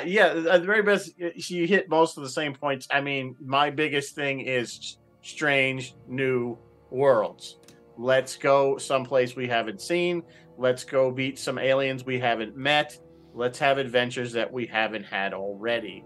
That's what I want to see, and that's what I was hoping for with this show, that they were going to break away from and get back to what the original show and what like TNG was, where they were just kind of going out and exploring and running into new things. That also said, yeah, I mean, I agree that they underutilized their main characters terribly. I agree. We've beat the Noonien Singh, storyline to death.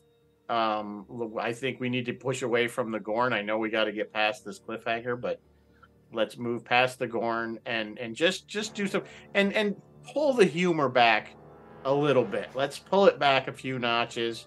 You say Ortega, but I always say she's like Sulu or Chekhov. She's a day player. She's a day actor. She's just, right. She's not. They might give her a few, but I'm saying You're that's right. kind of. I kind of say that tongue in cheek, but really those the Chekhov Sulu characters were never meant to be main characters. They were the day players. So, and again, maybe we'll see more Scotty. That I liked his character. So, but I think Mary Beth really hit it on the head. It's got to be the Strange New World. Let's just get out there. If it's going to be episodic, let's go out and they did a little bit of that in the first season. I think they got away from it a lot in the second season. We saw the first few episodes of the first season. We saw them kind of going and meeting some new aliens. But then when they do meet new aliens, they're kind of like the side story here. Like the whole the what was the Rhapsody one? I think was one of them where it was like, oh yeah, it's a side kind of thing of why they were singing. But the singing was More about the singing. yeah. So anyway, Strange New Worlds. That's what I want to see. Paul? I've said before, I think indeed in these conversations that all of us now are having, that I think of the Orville as part of the Star Trek universe, even though it has a different name and different characters. But in many ways, it's the best, quote, Star Trek, unquote, on television these days. So here's what I'd like to see. We saw this season again, flesh and blood turning into animation. We've seen all kinds of crazy things that we've rarely, if ever, seen before in any television series. In our reality, the Orville's future is uncertain, to say the least. I don't know whether it's Hulu or Disney or Fox. I mean, they all have some kind of role to play, but they've yet to renew it. You know, Seth MacFarlane is saying he's eager to do a new season.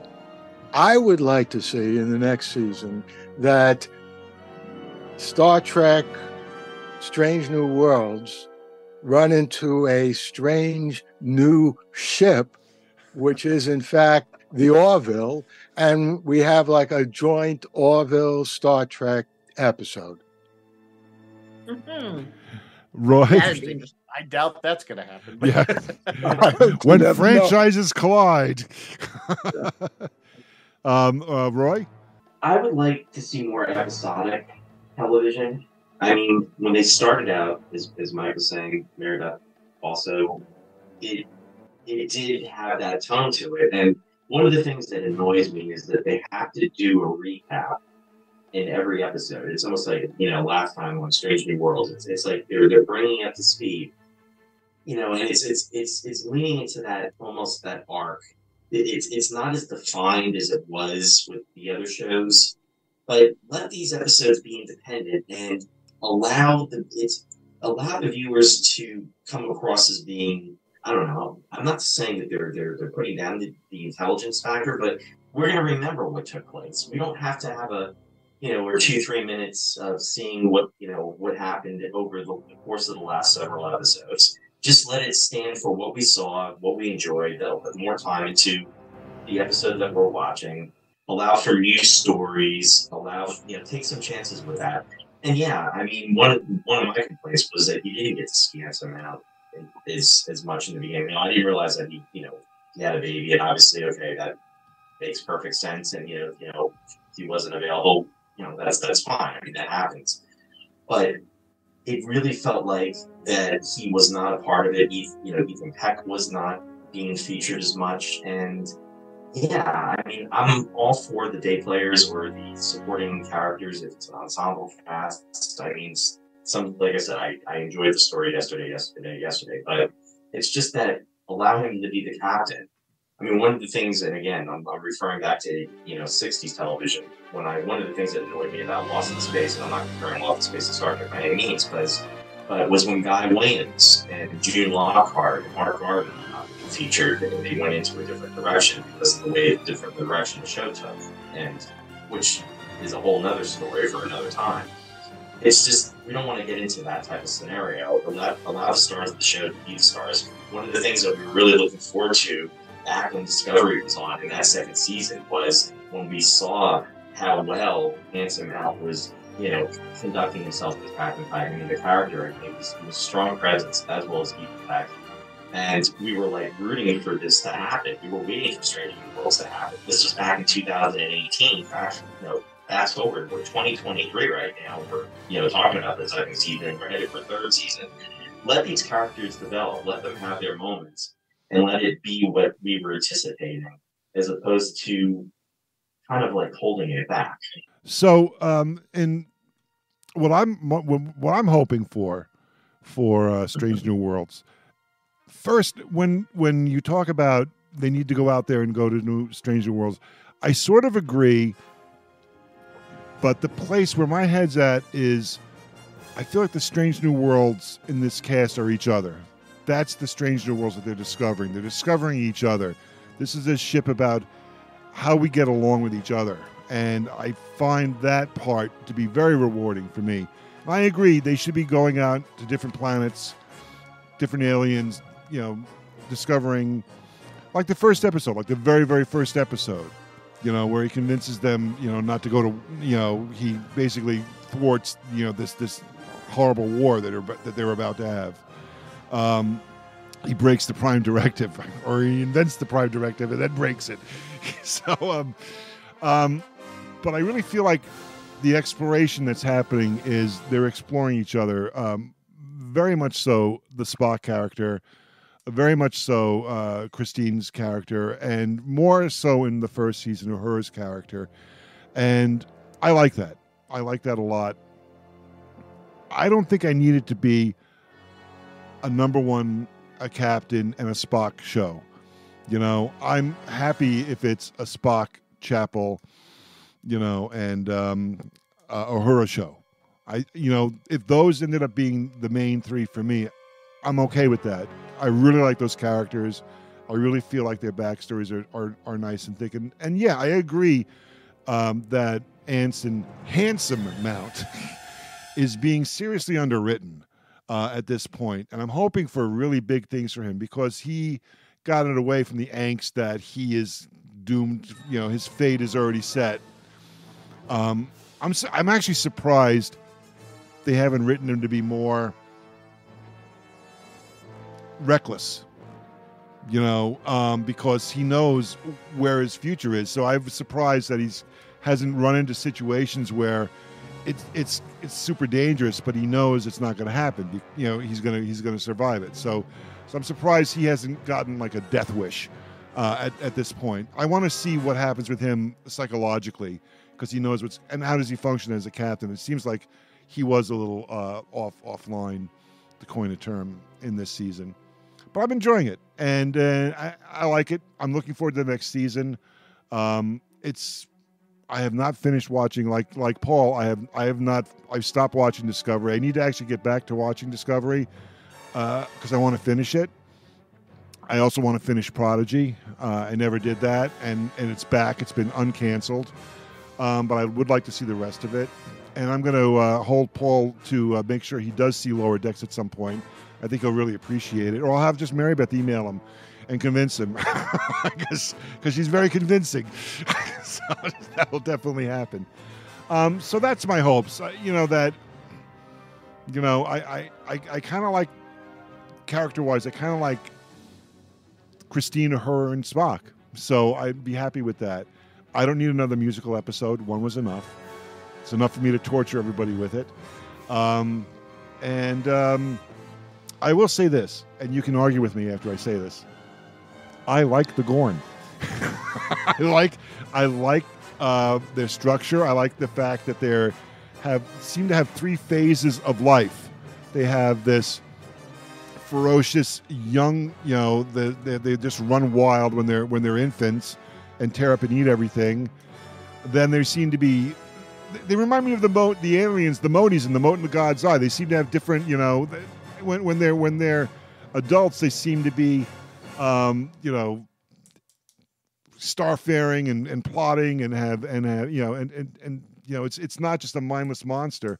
And I feel like the Gorn that Kirk encountered in Arena, thanks to Frederick Brown, was a Gorn in old age. I feel like that was like somebody's grandfather, and I feel like the Metrons. Remember, the main bad guys in that episode were the Metrons, because they just wanted to watch two people fight. And, it was basically worldwide wrestling to them, So they really were the true villains. The thing where the disconnect is, Kirk doesn't seem to know what a Gorn is, so maybe he never saw a Gorn at the third stage of its life. So that's what I'm thinking there. They only knew these Gorn as these ferocious youngsters or these malevolent, adults, and not seeing them, when they just walk around really slowly and hiss a lot. So, go ahead, Mary Beth. On the Gorn, I didn't hate them, and I realized I liked them, and I thought I liked them, but I realized what I liked. Rizzo's right. It's the alien plot mind. I like that there was finally some tension and it was a little scary, and there was a little bit of drama, and there was finally some stakes. That's what I like. That's what the rest of the season is missing. There's no stakes. There's no one's gonna, you know what I mean? There's no tension. There's no, push the button or the whole ship's gonna blow, do this or the whole ship's gonna blow up moments, That's what it's lacking. I think Roy said it earlier, it's not that I have anything against what these aliens are. It's just call them something other than a Gorn. Exactly. Other than Gorn. That's all we're saying. I think I have nothing a problem. This would have been a perfect opportunity for a strange new world. Right. Yeah, something strange. Something new. We could have called them, make up a name and they're the new threat to the galaxy. I do think they ripped off a lot from Alien, but that's here nor there. And yeah, They ripped off from Snowpiercer in the first season. A bunch of their plots are just old plots reworked. I mean, this is because you're right. It doesn't fit because in the original series, again, they knew nothing about this race. They just heard of them. They were mysterious, and now they're running into them left and right and killing people. And just call it something else. That's all. I think that's all they had to do. I agree with that completely. And, part of the pleasure of Strange New Worlds is, Spock, Chapel, everything we've been talking about, because those are the same characters. And it's a lot of fun, even though we may not think it works perfectly in every facet of their story, but it's still nonetheless fun to see them. The Gorn are so different now, even though there is an explanation. I think actually, Phil, your explanation is good. This could be a species that has different phases, different appearances, different kinds of behavior. So that's a good explanation. But why go through that? They just should have made this a new species. Would have been very interesting.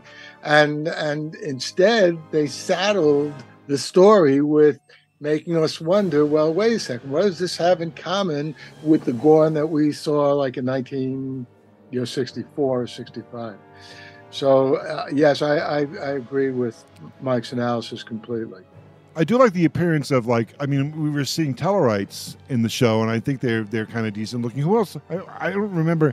Have we seen Andorians? We did see Hammer was like...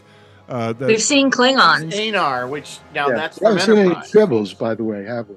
Yeah. Has there been Tribbles? No, I don't think so. There was in Discovery. Right. It was in Discovery. We've seen Klingons, and they are a weird...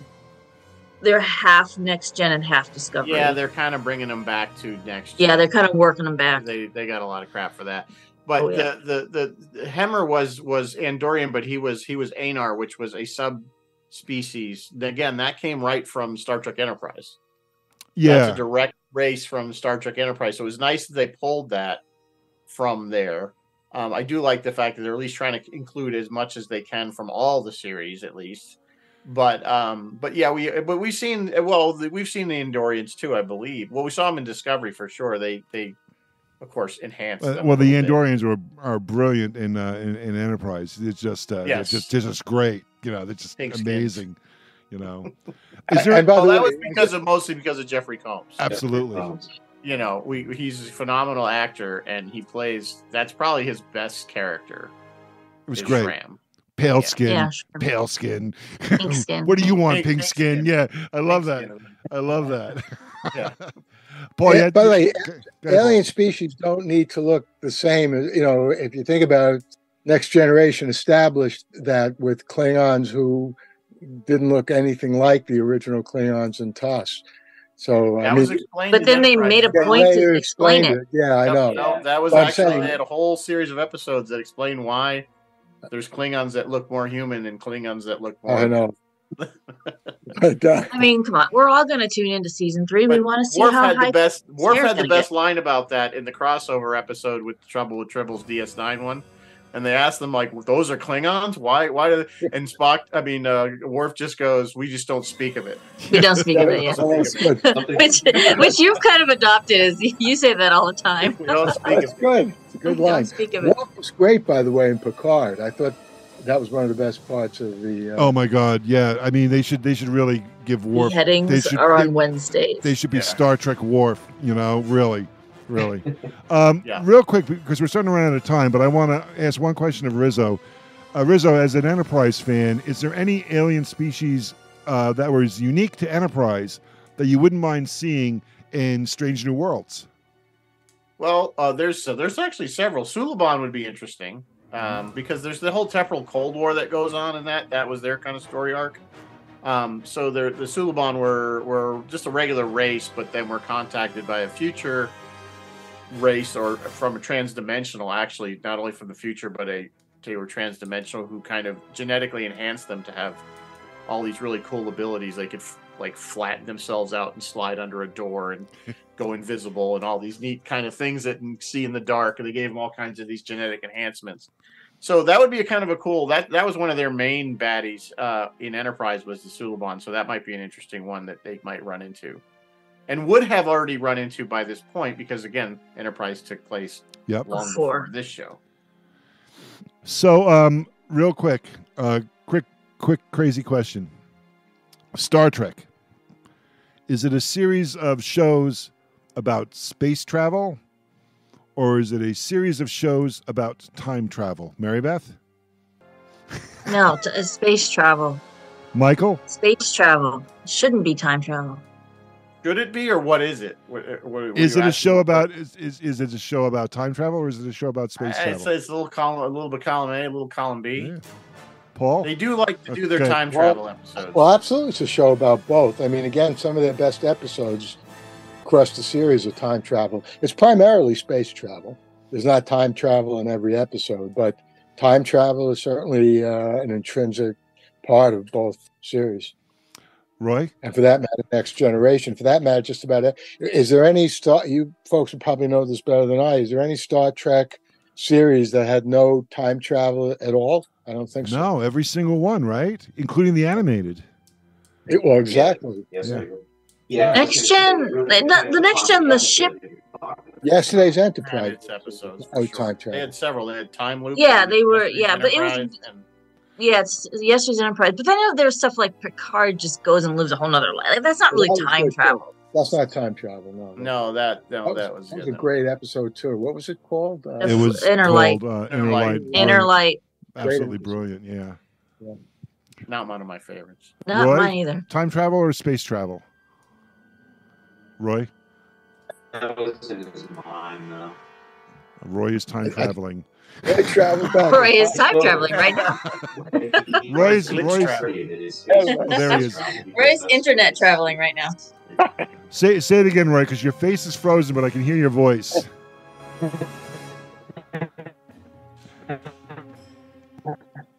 You know, I'm gonna. Space travel. Oh, space travel. Okay. He's saying space travel, but Roy himself is time travel. Yes, he is. I tell you, that little noise that Roy was making when his connection was buffering could be sampled and put into a hip hop song. I think I'm gonna grab it and set it to Cut Supreme. You know, I can make a whole thing out of it. Yeah, we could give it to the people who make Strange New Worlds, and if they do like another operatic show, put that in the background. You know, you just adding things to my wish list, Paul Levinson. I want to have another musical episode of Strange New Worlds, and I want it to be scored by Jeff Lynne. It'll be like Xanadu. I love that. Let's give our credits one last time before we say goodnight. Discussing the second season of Star Trek Strange New Worlds. We found a lot to talk about. We found a lot to complain about. We found a lot to love about. And at the end of the day, we can have this discussion and still be BFFs. Isn't that right, Mary Beth? Absolutely. So what's coming up on Sci-Fi Distilled and the Star Trek set tours, Mary Beth? For the Star Trek, I'll let Rizzo do Sci-Fi Distilled. I'm going to shout out Bruce Playfair, our friend Bruce Playfair, who has been listening and chiming in to this conversation. Coming up at the Star Trek set tours, November 17, 18, and 19, it's the man himself, Mr. William Shatner, will be with us for the weekend. Tickets are still on sale. Go to StarTrekTour.com. And he still has some of his Admirals tickets. He still has Saturday Bridge Chat tickets available. And of course, there's also photographs and autographs and all that good stuff. So yeah, StarTrekTour.com. Come meet Mr. Shatner. Come enjoy some time with him on the bridge of his ship, the Starship Enterprise.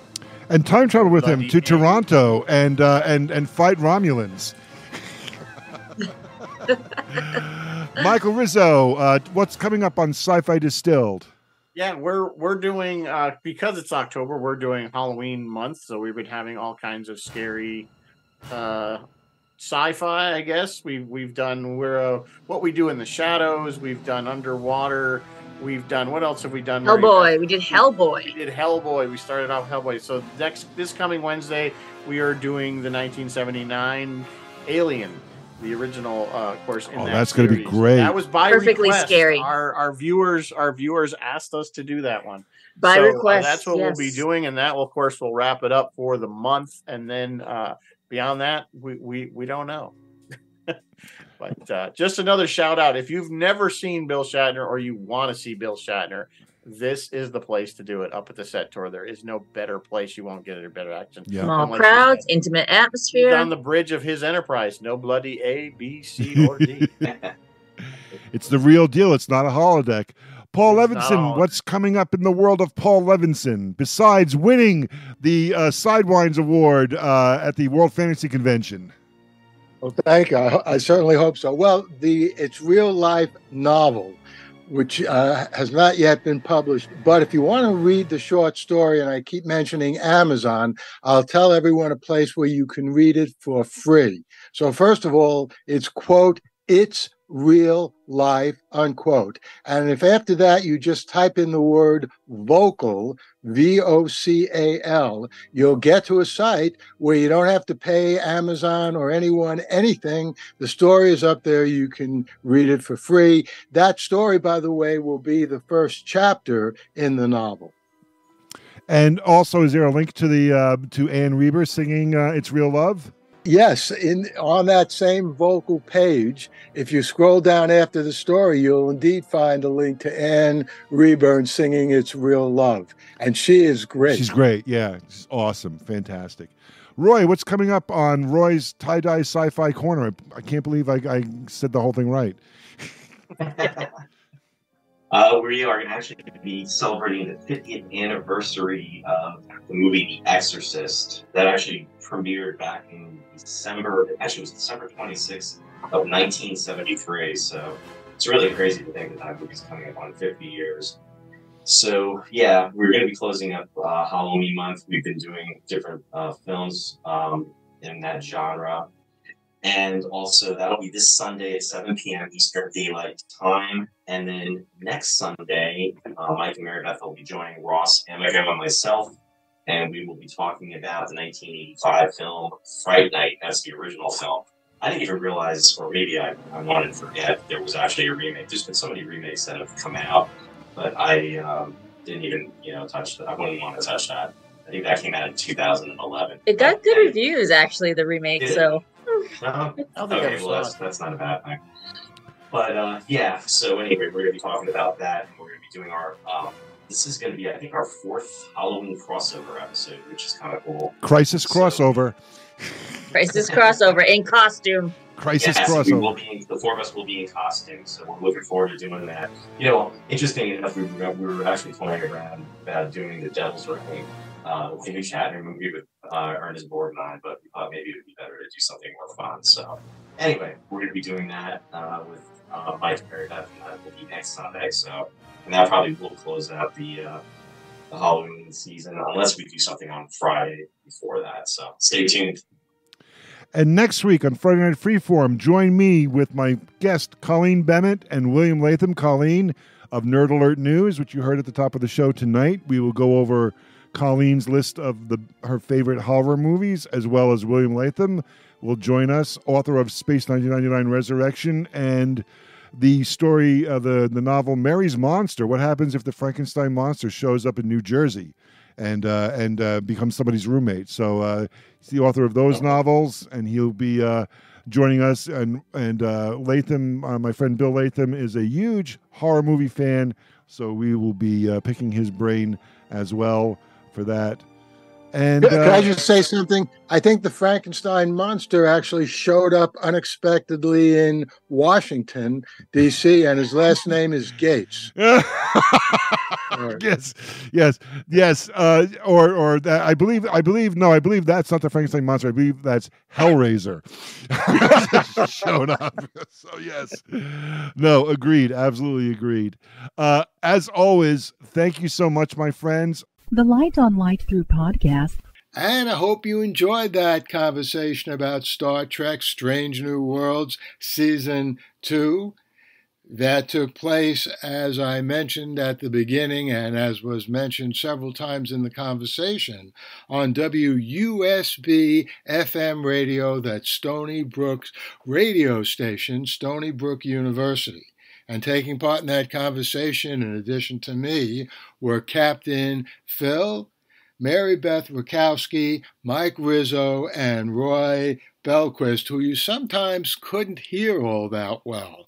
And I tried to increase the sound level of his voice a little in the podcast, but that came out a little distorted. So what can I tell you? This is what conventional terrestrial radio, which is what WUSB radio is, has to deal with sometimes. In any case, I'll be back here soon with another episode of this podcast. As I mentioned at the beginning, you can look forward to a new episode of Light On, Light Through from now on every Tuesday afternoon around noon New York time. And maybe I'll have a couple of episodes in between those, but you can count on a new episode every Tuesday. Until then, stay safe, stay sound, and keep doing whatever you can to help the democracies of the world fight off the terrorists, which is what Israel is doing right now, and the fascist invaders, which is what Ukraine is doing right now. The Light on Light Through podcast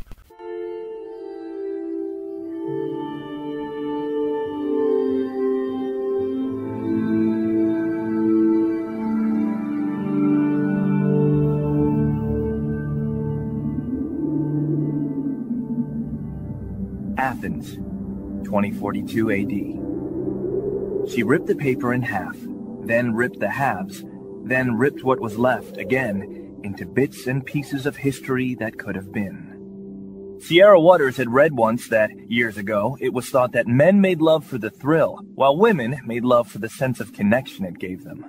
Curled Up with a Good Book says, Sierra Waters is sexy as hell. You can find out more about The Plot to Save Socrates by Paul Levinson at theplottoSaveSocrates.com.